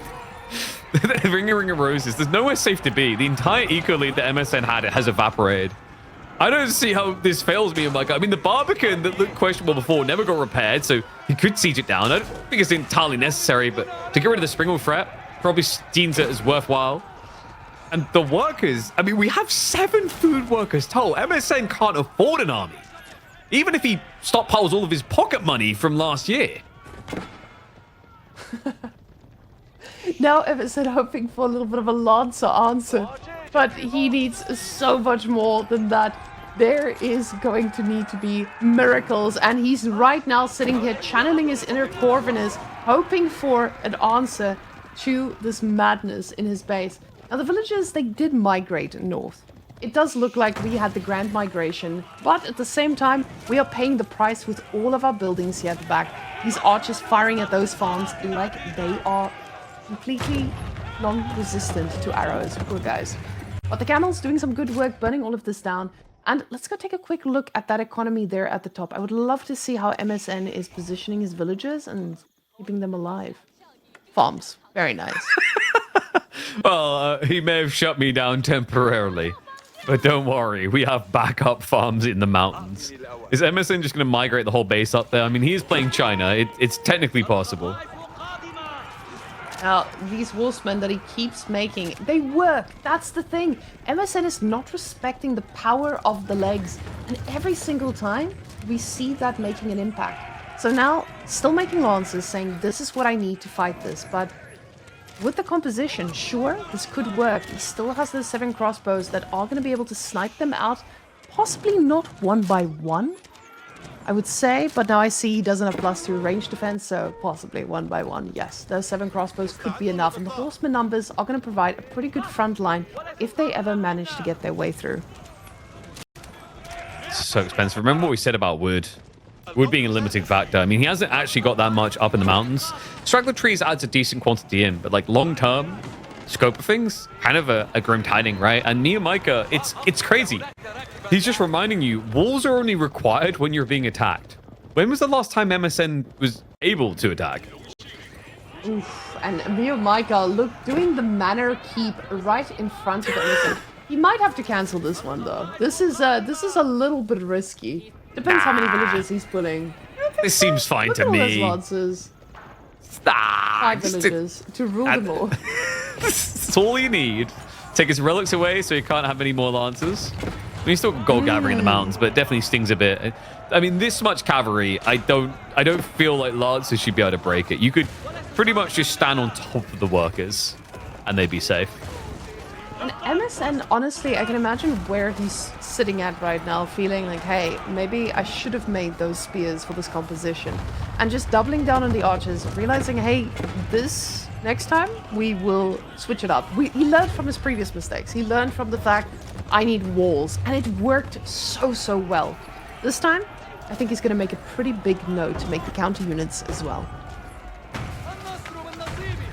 Yeah, I mean, MSN back up against the wall. It feels like MeomaikA, like, this is an interesting build he's taken. I mean, the fact that we win this series, we warned that there'd be a lot of horsemen. I just didn't really think he'd be leading the pack by this much.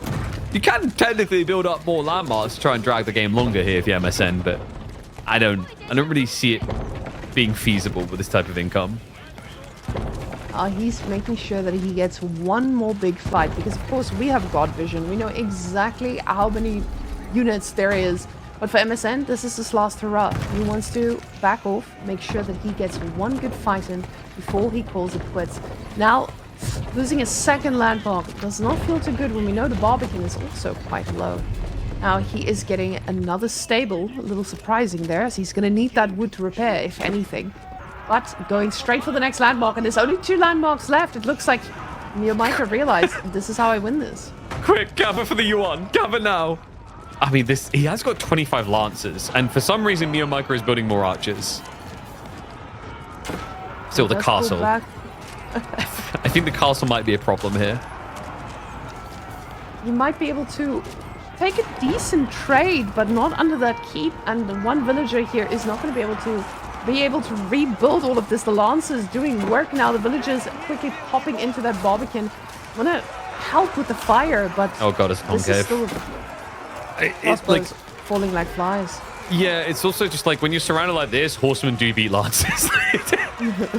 This beefy warrior, you're swole, you brought all your armor, and then just a bunch of guys with shivs are super effective. GG, MeomaikA moving on to match point. One more, and he will lock himself in for the road to Red Bull Wololo.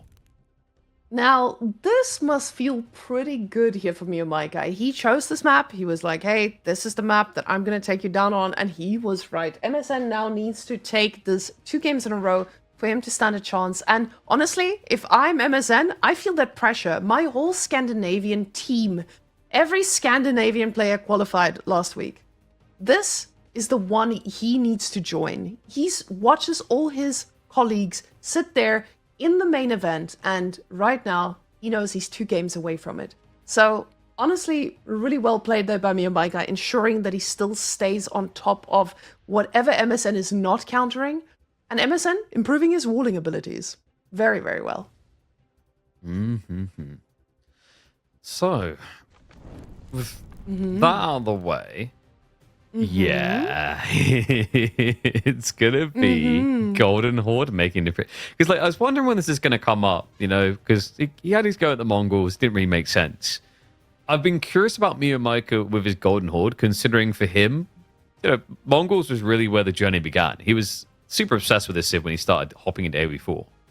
Golden Horde is different, but there's gonna be like this expectation that he's been grinding the crap out of this Civ above all else of the new ones. Now, we're finally getting to see what Golden Horde can look like on this map, because I don't know if we've seen a lot of Golden Horde, not at least in the EGC events. Has this been a pick at any point in KP? Okay, never mind. It's weird. Okay, reinventing the wheel. Welcome, MeomaikA. We are ready for a little bit of re-education here. Now, MSN on HRE, I feel like this is an olden pick that we have seen back in the day, but also not something that has seen the light of day too much, because usually with HRE, we're used to that arcane play. It takes a while to get going, but at the same time, now we know we don't need that. Arcane is just an added bonus if you decide to go for that on your wood line, making sure that you can take on the fishing plays. But at the same time, it doesn't feel like it's about the civilization winning that fishing war anymore. It's about the shenanigan and how well they've been executed. Yeah, I think, you know, thinking about this matchup, like I'm curious to see what MeomaikA can do, because like my instincts are saying HRE feel really good, right? Like you've got the Dark Age Rush, and if that doesn't happen, then you just Arhen up and you just Pom play. Golden Horde, their economies, they don't really get anything clearly advantageous on water, right? I'm pretty sure they don't even have the piracy system. I have to double check that one, but I don't think so. So there's not even resources for burning down boats. So, in this case, HRE versus Golden Horde, brand new for us. It's something I think a lot of pro players haven't even practiced themselves. So MSN and MeomaikA, maybe they are the experts here. But like you said before, Kawasan might be something that MSN is just a little bit more comfortable with. Because when you are part of a team that has a bunch of people you get to practice with, you're always going to do the tournament maps. And this is something he's probably played a million times, just not in the matchup. I guess that's the big question mark that we have left on our heads. But before we just break Kawasan apart, let's just look at that last map and the possible choices that we might have as the lobby is still getting created. Yeah, I'm trying to, like, there is an interesting idea here around the Dark Age. I've been kind of cooking up my brain, and we have seen a little bit, which is the Karash. They are really immobile compared to Dark Age Spearmen, but they are really inexpensive. And their they trade reasonably well considering their costs, right? So I wouldn't be surprised if that's the idea Mio has in mind, is just spam Karash to outnumber the Spearmen. And honestly, I would love to see that in action because I haven't. And could be quite nice and fresh, but we do have Malians and Byzantines for MSN as well in the next one. So if we eventually do get there, we might see some good choices for MSN. He just needs to survive this. I guess that's the biggest question mark here. Does he get to survive? Now, Kawasan, this is for a lot of you who watch these games. You usually think, okay, I see water. These are the good civilizations on water.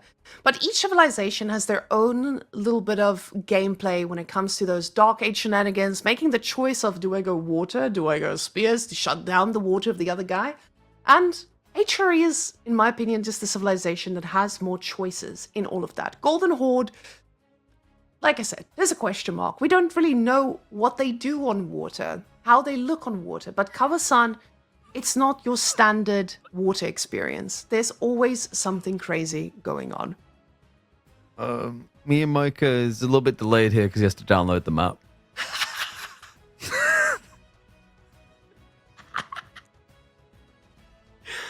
So he's very experienced on this map. Very, very experienced. He's not playing water, is he? Yeah, I mean, he's so experienced that he just uninstalled it because he kind of got bored of it, you know? That's clearly what's happened here, guys. He just played it more than anyone else. He just decided, I don't even want to be tempted. Let's just remove it. Exactly. He's like, I've done everything I need to on this map. So, now that we are sitting in a moment where we're waiting for the round to get made, we still have Scatterbrain and Sass, and that is going to be a pretty tight one. I think Sassy, for a lot of people, is someone we want to see make it all the way through, because he always makes it just to that qualifying round, every now and again making it through, but not constantly. While Scatterbrain, he comes in, he takes down top players, and then all of a sudden disappears just for a little while. But Scatterbrain, we know he practices with the Russian boys, the Belarusian boys on the rise, so he is a pretty scary opponent to face.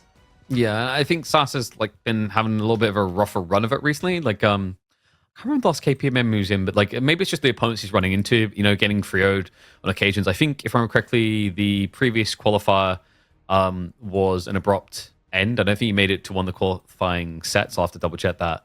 So, it could be the big comeuppance. Maybe someone's been figured out and someone's just clicked. Getting a 3-1 over Mahodo is decent. Scatterbrain is the more interesting one to me because you mentioned he's part of that 3D clan cluster.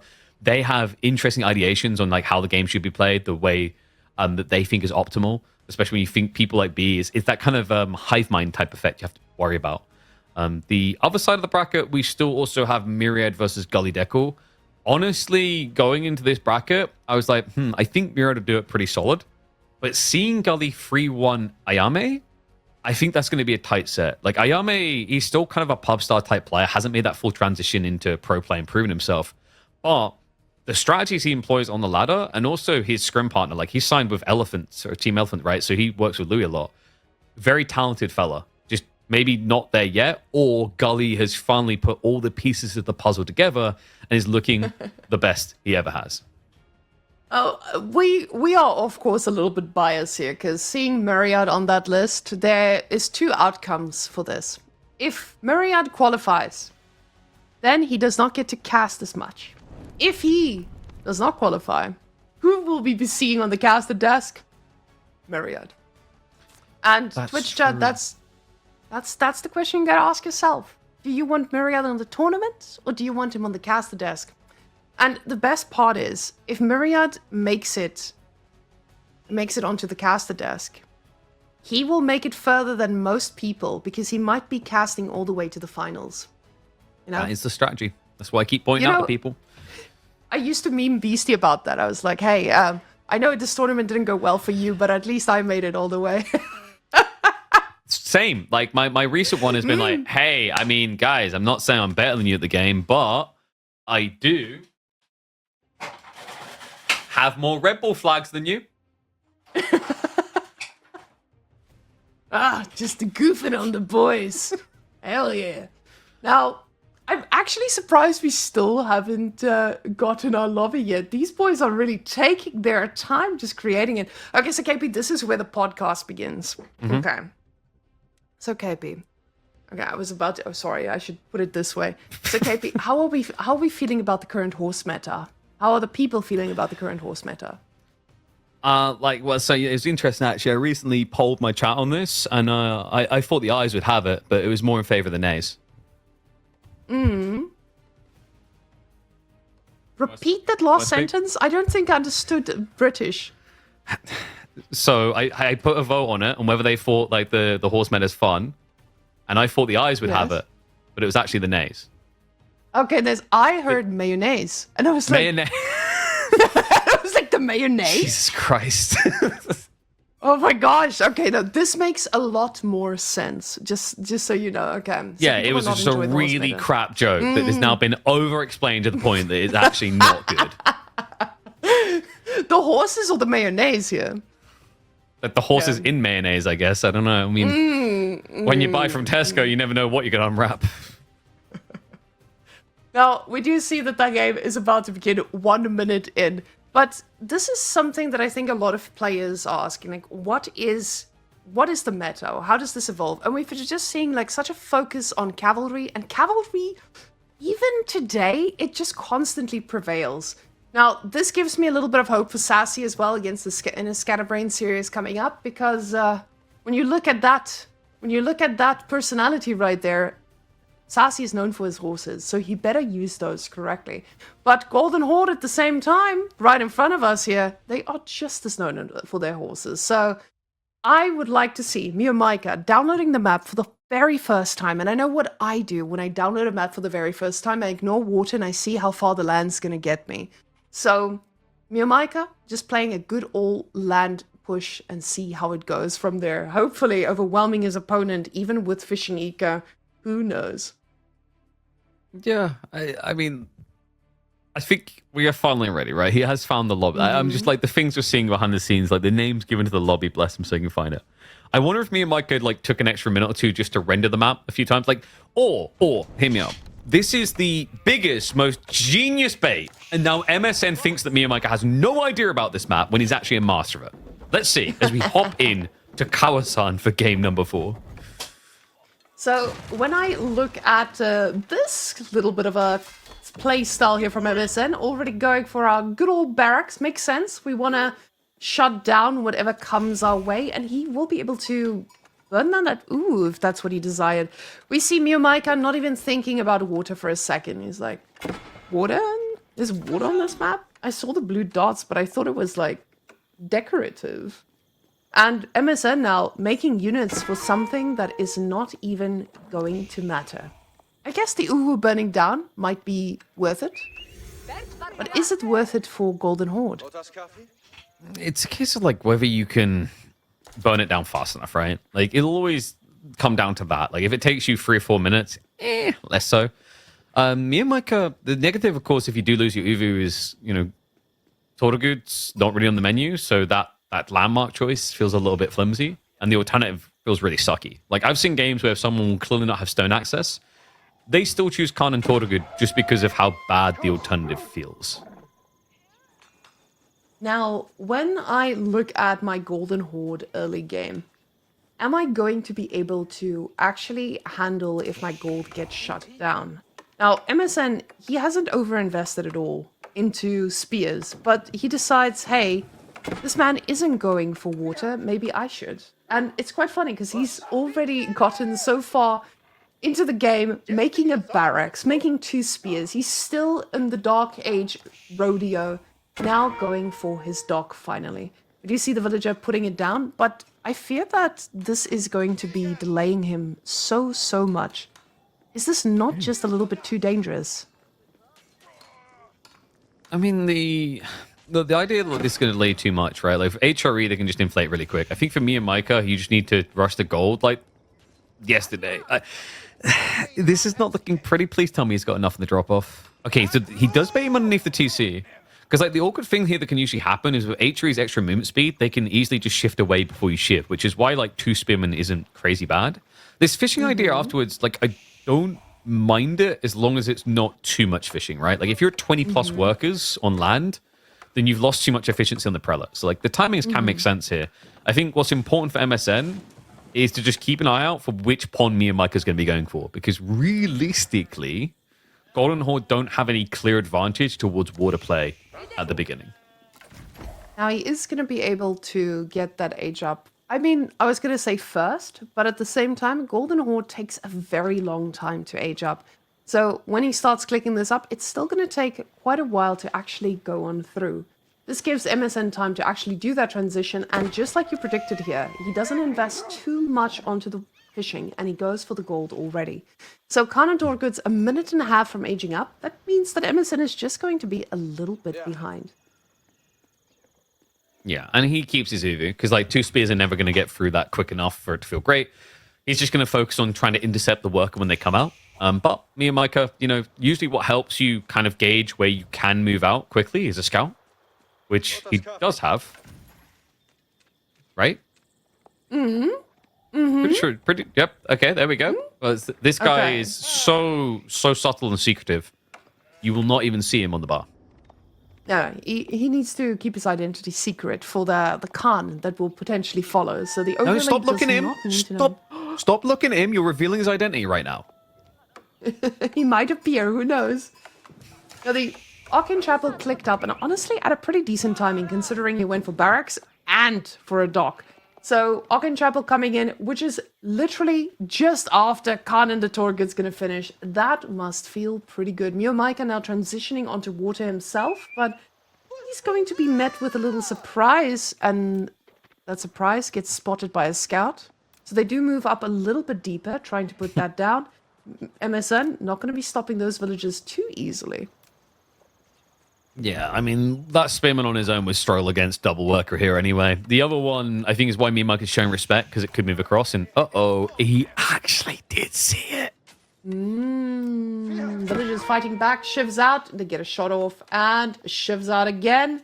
Another shot off, and that spearman is as good as cooked, but a villager is peppered up quite nicely. Second spear is coming over now, so you might be able to just commit in for a dive to get at least 1 kill. First of the Tortugud have been queued up. Actually, I think it's going to be the Khan coming first, usually is. These spears, I mean, there is a way you get a kill out of this, actually. Like that. That would be exactly how you do. He actually says, fine, 1-on-1, I don't mind that. No. Mio needs to be careful, because this could actually just be a double. This is a double. Oh, God. Oh, he gets a spearman, but it's definitely not worth it. Villager needs to back off. And the Khan is out. So the Khan will be able to take down this one little... Never mind. You may live. He has suffered enough. A villager I only challenge worthy opponents. Then he's like, I only challenge worthy opponents, like unarmed workers. When they have big sticks, we are not going to be fighting any of those. Ooh, unfortunately, he clicked, right-clicked the dock, and a few of those shots just went all for nothing. More docks coming in from MeomaikA. This man, he knows how to play water theoretically. He just needs to put it into practice now. Double Dow coming in. And, She means double down I'm on very this. surprised. Yeah. Are you surprised by the fact that he's trying to do both ponds at the same time?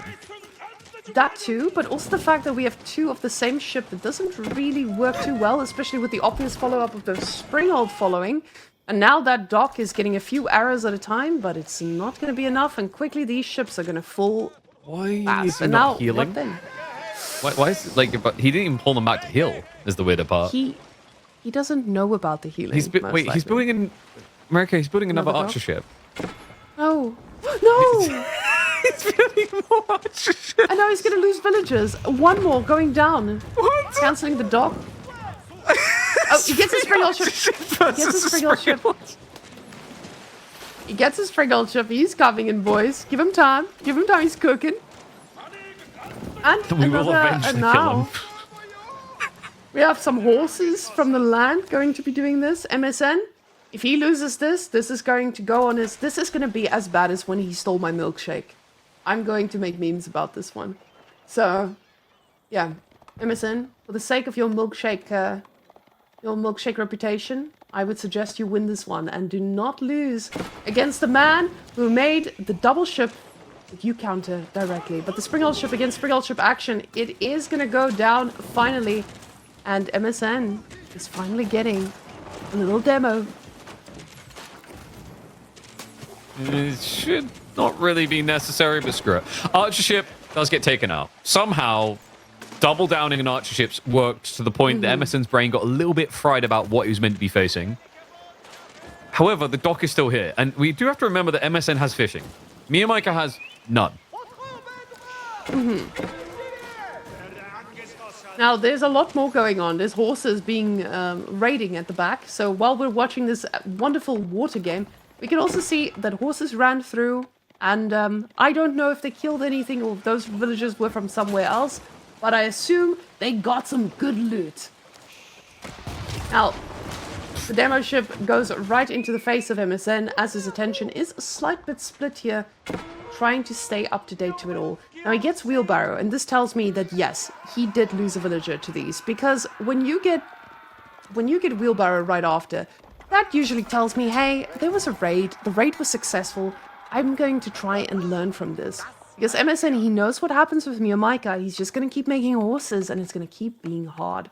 So, these villagers now trying to get as much wood as they can, but well, how long until the horsemen just make this almost, or the cavalry makes this almost impossible?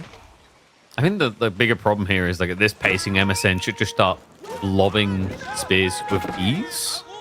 Like it's still 6 fishing on the other side. Okay, so we have got Mio finally getting his own fishing online, which is really what's been missing here. The Tortugud are, in theory, really good at taking down docks. They're very, very tanky. But like the problem is, you know, they don't sustain. You have to think of it as big health pool, but won't regenerate sort of logic, right? It's a bit like Ridari versus, you know, Camel Lancers. Like one's going to get healed up, the other one's eventually going to die. It's just, it takes a long time to die and are pretty good. I do wonder if there's a better use than attacking docks, though. And it seems that MeomaikA is feeling the same way. He's trying to shift towards the land eco. MSN isn't overextending with those spears. Now it does look, these spears are going to be chasing. But the thing is, when your horses just run faster, they're going to keep being able to get a charge off on villagers. And that's exactly where they're going right now. Tower is not finished, so they might be able to get some damage. But luckily, the spears are close enough for them to run the other way. But we do see a lot more villagers now on the gold. And with MSN having all this water, he might feel pretty much okay with just going for castle from here and trying to go for a little bit of a... Yeah, the problem This is interesting. MeomaikA. Because MeomaikA may have pulled the trigger, but think about how quick you can now gather for a tech for MSN. This is going to be a relic race.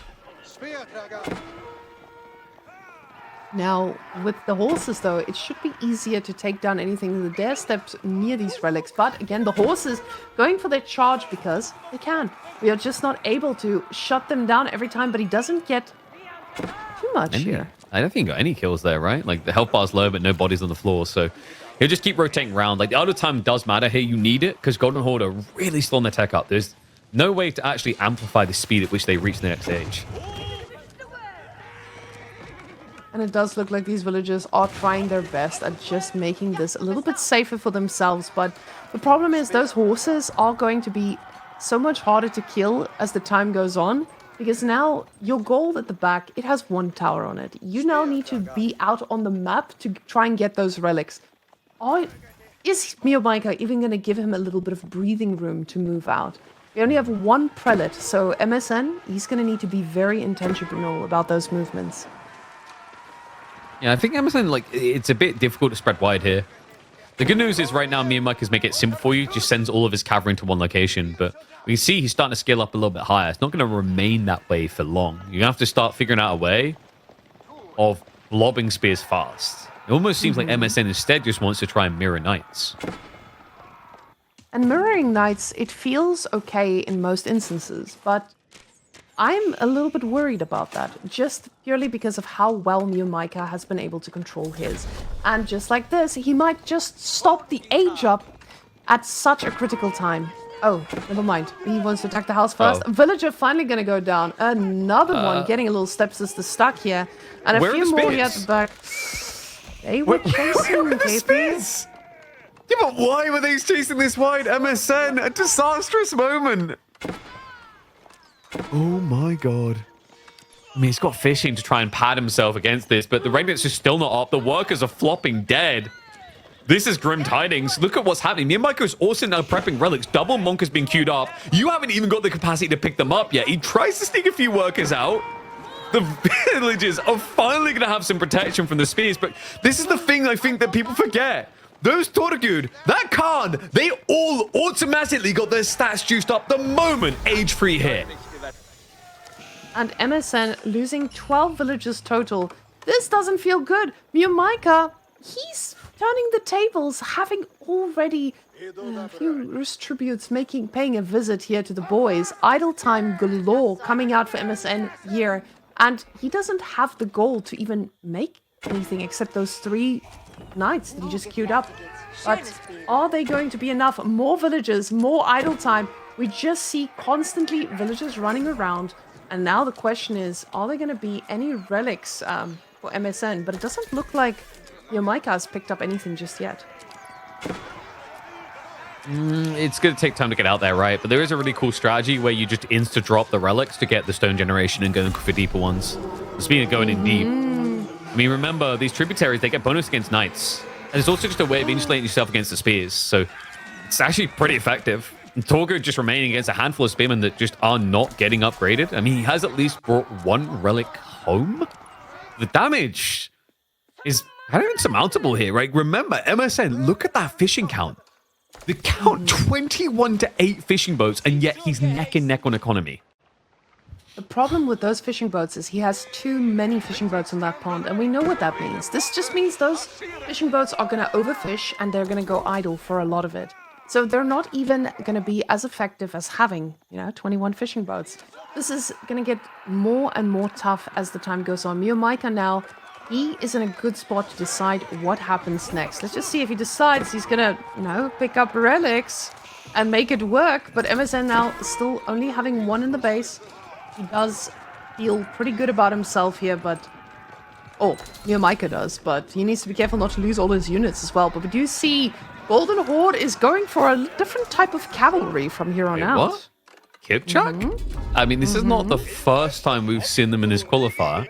They actually were leveraged by Corvinus in his series up against Lash yesterday, and they had some decent hits in there. It was kind of worth it just for the raiding potential. Like, that's the thing. You have to think of these units as not broken anymore. They fixed the splash damage, but they are still horseback Chugnir. And they do get out of control at some point. In the right mass, very, very easily. The Kipchak, let's see them chasing down. They do want to get that scout, apparently. Oh, no, never mind. Those were just normal horses. Oh, my goodness. Hey, P, do all horses look the same? I think that's a bit of prejudice against them, to be honest with you. I mean, I feel like horses have unique identities and personalities. But what I am noticing is that there's a lot They're not more. on the UI. Yeah, they were before, and then they disappeared, and then I think they came back, and then they disappeared again. It's best not to question these things, really. It That's keeps why I the was like, game oh, the in Kipchak. suspense, you know? Never Game know what's leaving going to happen. us. Yeah, it leaves us with a lot of surprises. But now, MSN has secured those 2 relics, so this being like 4 relics is great. The thing is just, I don't think it's enough to make up for the losses that he'd faced earlier. But luckily, with all these knights, he should be able to launch a pretty heavy counterattack. Now, the crossbows that we do see from MeomaikA, that's going to be great, but they do need a front line. And from what I can see in front of my screen and not on the UI, there is no front line. It's because it's hiding from us. The Knight lead is pretty impressive. I mean, it's the type of game where you wish you'd actually found a way to get mine work instead, right? But Arhan was too critical to the early game. The archer detail is like quite intriguing to me. Maybe he was just raw expecting spears, considering he had so many knights. It will be decent against Kipchak, so I just think once you see Kipchak, the way these 2 comps are playing, MeomaikA is just all about constant pressure. So MSN has to take a more defensive alignment, and you see what happens earlier on when he doesn't take the defensive line. He does get punished. And the problem is, if he loses water here, every bit of income that he has is also going to be under duress. He doesn't have the ships to even defend this if they do decide to commit. But luckily, the knights are in position, and now we do see some red dots there in the south. And is MSN doing some backdoor shenanigans? Down, down, down. Towards the deer pack. Oh. Backdoor shenanigans. I know this. I do this all the time, except it doesn't go as well for me as it might go for MSN here. It's kind of interesting that you choose the stables there, though, right? Like the unit type that could actually get around there naturally anyway. Usually we see this with, like, for example, Rax play with HRE would be pretty sick. So maybe he'll kind of thicken it out and get multiple units in there. I like the thought process here. He needs to be careful what's happening over here. He's been over-gathering for a while, so you now see he's going to the shoreline fish. So eventually, like, the amount of fishing boats here is going to feel unsustainable, whereas MeomaikA has been a bit more tame, 12 compared to the 21. And 12 should work out pretty perfectly. When you usually have 1 deep sea fish, I believe the amount of boats you can have on it is 3, depending on how close it is. So it does work out perfectly here with the 4 deep sea fish. But now we have spearmen in MeomaikA's mix. They're being added in now, but we'll see if that's going to be enough to deal with 22 knights. You have to keep in mind that MSN with its 31 archers, we still have to see how that plays out against the Kipchaks. Uh-oh. MeomaikA's a selectable army boy. He's not chasing that knight anymore. Oh. He's fully fixated on this. Now the Kipchaks, they need to be trading the squishy targets. I feel like they might actually just be hitting knights here, which isn't ideal. Then again, it's mostly just archers, so I guess if you're able to clear out the knight line, the Tortugud will just win the game for you. His crossbows do shift away, far away from the archers, just to try and snipe down the heavily armored cavalry. But the west side of the fight looking grim. MeomaikA is going to need to retreat away. MSN should have the firepower to re-secure his base. And this was massive for MSN, because this is most likely the last fight he's going to have without having his reinforced towers. Because now, slowly but surely, those towers are going to get upgraded. They're going to start expanding everywhere. And HRE gets to do something we all hate, and that's go Imperial and just get back up with all those villagers. But apparently, that's not even going to be needed. MeomaikA is starving, he says, being out here all the way with the villagers. He might be in a lot of danger to lose out a ton here and equalize the villager count. Oh, never mind. Not too badly. Yeah, he'll be able to shift away, Meo. A little bit slow on the reaction there. We'll force him to defend again. It's a bit weird to see this. I mean, yes, there's an expense to it, but most of the time, Golden Horn players just build all their stockyards. They don't do this.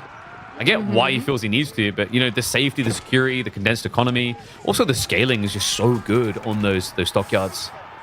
But I feel like MSN is making the same mistake he did the previous game. He's just going into archers, again, against a very heavy cavalry composition. This feels so tough. He sees his opponent as an A-clicker and still decides to go for the archers, where MSN needs to micro a lot harder than the opponent. The tower here might be the reinforcement he needs, but this composition is very dangerous for MSN to stick to. It's so awkward to try and actually get on top of the HRE though, right? Due to that movement speed advantage. So MeomaikA just has to spend so long diving. He is prepping Karash to add into the formation. Would love to see him actually going towards Karash Edict. I wonder if he has, considering his stone numbers don't fully make sense. Like, he's got 5 Uvus. He should be having some big techs coming in soon, but the numbers aren't holding high on overall stone. So dive will reset. Seriously, what has he done with this stone? It can't just be Tortugud. Apparently it is. Pretty much just Tortugud. Now, the issue here is, it feels like MeomaikA had an opportunity here to win the game by just holding back and letting his eco do the talking. And instead, he's taking all these risks, diving deep, winning a fight, being able to push in, and then diving in yet again to lose all his units. So, MSN, as long as he plays it safe and keeps reinforcing, he might be okay. Yeah, I mean, to put it another way, say let his eco do the talking. Instead, he chose the ego to do the talking. And, you know, the problem here is this comp. Think of it the same way and give it the same respect you would to Japan with Yumi and Mount Samurai, because it has the same movement speed. That's a critical ingredient. It doesn't give you much breathing room to kind of re-secure if you start to falter or fail. I'm still wondering, like, how we didn't get towards some big techs, though. With, like, 400 stone income a minute. It should have been the bread and butter for me, Micah. Like, batch production here would have been insane. Okay, but you know how he didn't play Kawasan before this? Yeah. What if the Golden Horde techs is something he's never researched? I wondered if you were going to go there. So, you know, we scaled from never played Kawasan to never played Golden Horde.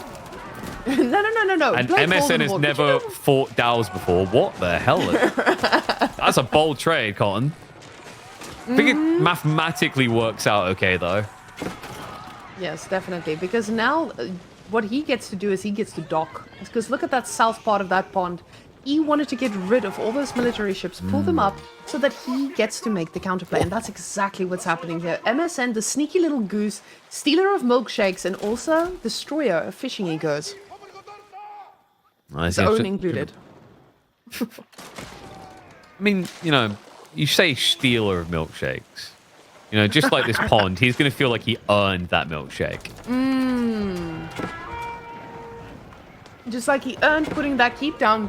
What the hell is that castle? Oh, God. Oh, no. That was expensive.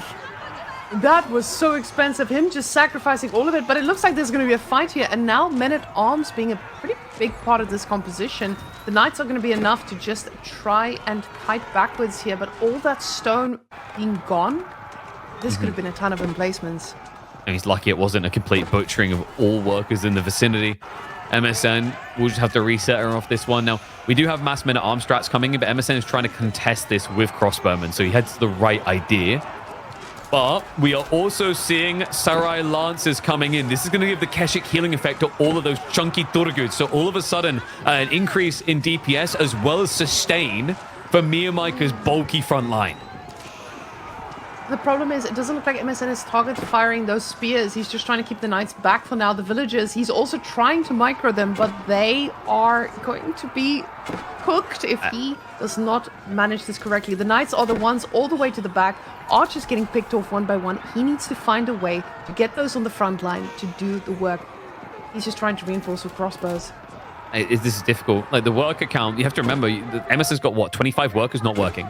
His economy is crippled. And now the second wave comes in towards the farm area while the entire army is distracted over here. MSN's eco is nowhere near strong. This is getting worrisome. MeomaikA, when he just lost water, finds some sort of boon, a recovery arc on land to now try and strangle the Dane out. He needs to find a way to snipe these spears, and he's just not attack moving here. Desperately trying to keep these Knights alive, but it just is showing as a bit too much. And honestly, just that key placement may have been the one costing him the game finally. You see him trying to pull him out as far as possible. The relic being inside. Oh, he's trying to I'll do one better. There's so many. What? This probably hurts his game more. Those villagers have been standing there for like 2 minutes. He has not microed them onto a tree line. He's a half eco, even though he's not being raided still. Like, the castle was one thing, but this truly takes the cake. Because with that, he just can't make units constantly. He's trying to pick off what he can. These Rus tributes, I believe. Oh, no, those are Men-at-Arms. They do suck up quite a bit of damage here, but there's so many horses. They are going to be in a pretty tough spot. He's going to try to get a pretty good connection here, but the archers, they have one goal, and that's getting rid of the spears, so they don't just make sure that all these knights disappear. A little bit of a choke point here, and he should be able to get these focus fire pretty well, but the spearmen break through, and quickly again, MSN is the one struggling to micro. He doesn't have any breathing room here. We're now like, what, 3-4 minutes with those villagers still not moving? He did raid the stockyards of MeomaikA temporarily, a little bit of frustration there, but he reacted accordingly and got back to gathering. Like, his economy is still fully active. And there you go. Look at the snoozer there. 42 out of 57 are not working. He now goes in for the burn on the fishing boats. Demo ship coming out, though. Meo, what? I don't know if that matters. Honestly, it's painful, but the idle eco of MSN that is still not moving in that corner is a bigger deal than a demo wall up like that. And MSN, being his own worst enemy this game, actually succumbs to MeomaikA, who's played this map for the first time in his life. Ready to rub it in there. A 3-1 victory. MeomaikA will qualify to the road to Red Bull Wololo. MSN will have to wait another year and a half. Oh, are you confirming the next date for Wololo? Yeah. My dad works at Microsoft. I've got all the insights. Now, this was a pretty back and forth one. MeomaikA clearly showing us, like, yes, this is not something he's comfortable with, but he knows how to play land and he knows how to raid. So I think with MSN this game, again, we're seeing the susceptibility to these horses. Every single time the opponent goes for horses, the raids can be overwhelming, and that's what a lot of people are experiencing. We'll see if that's going to be the case for the next series, as MeomaikA, he slid his way in all the way, and I'm so proud of seeing a Vietnamese player make it to the top 16 to face off against these top players for that spot in the UK. Only 4 can emerge. And MeomaikA, when he's on form, his style is so polarizing that he could do it, right? Like, you know, B isn't obviously playing in this Road to Red Bull Wololo. MeomaikA may be the shoo-in for that type of style. Like, the polarizing gameplay, that he just doesn't follow the script. It doesn't make sense. He catches you off guard. And, you know, we've seen that even the best can fall victim to that type of play. So definitely excited to see it. If nothing else on the road to Red Bull Wololo, I'm sure he'll give us another memorable moment like the 120 night game. And we are ready for it. But guys, that will mean we are done with Series 2. And next up, KP, who's going to be next up? Do you know? Oh, that's a fun one. We've got Myriad versus Gully Deckles. So we're going to be able to confirm whether one of the youngest can be will be able to be on the road to Red Bull Wololo. And as a result, whether we'll have an extra caster. And Gully now needs to solidify a little bit of young presence as... How old is Gully right now? 17? I think he might be 17, 16, 17. He's very, very young, yeah. So he is 17, it has been confirmed. And MSN at 16. Those were our 2 youngest players here. And MSN, honestly, making it very far. Really amazing to see the kids these days among all of our boomers playing this video game at high levels, innit? So very nice to see them make it all the way here to the top. But I think he should blame his fellow Nordics, right? Because like 4 of them already qualified, so like, you know, a 5th one was a bit overkill. They had to kind of like, you know, had to peel that one back and balance it out. We need some Asian representation, right? Like Scarlet didn't make it. MeomaikA now has. I think, like, is that one tall Asian player that's going to be there in the road to Red Bull? I think it is. So, yeah. At least they got some flag to wave over there, which is nice to see. Like, it was kind of shocking that Louis wasn't going to be playing in this, and then obviously Ayame wasn't able to deliver, and then Scarlet. You want them to have someone to cheer for. Like, I hate it when it's just European dominant.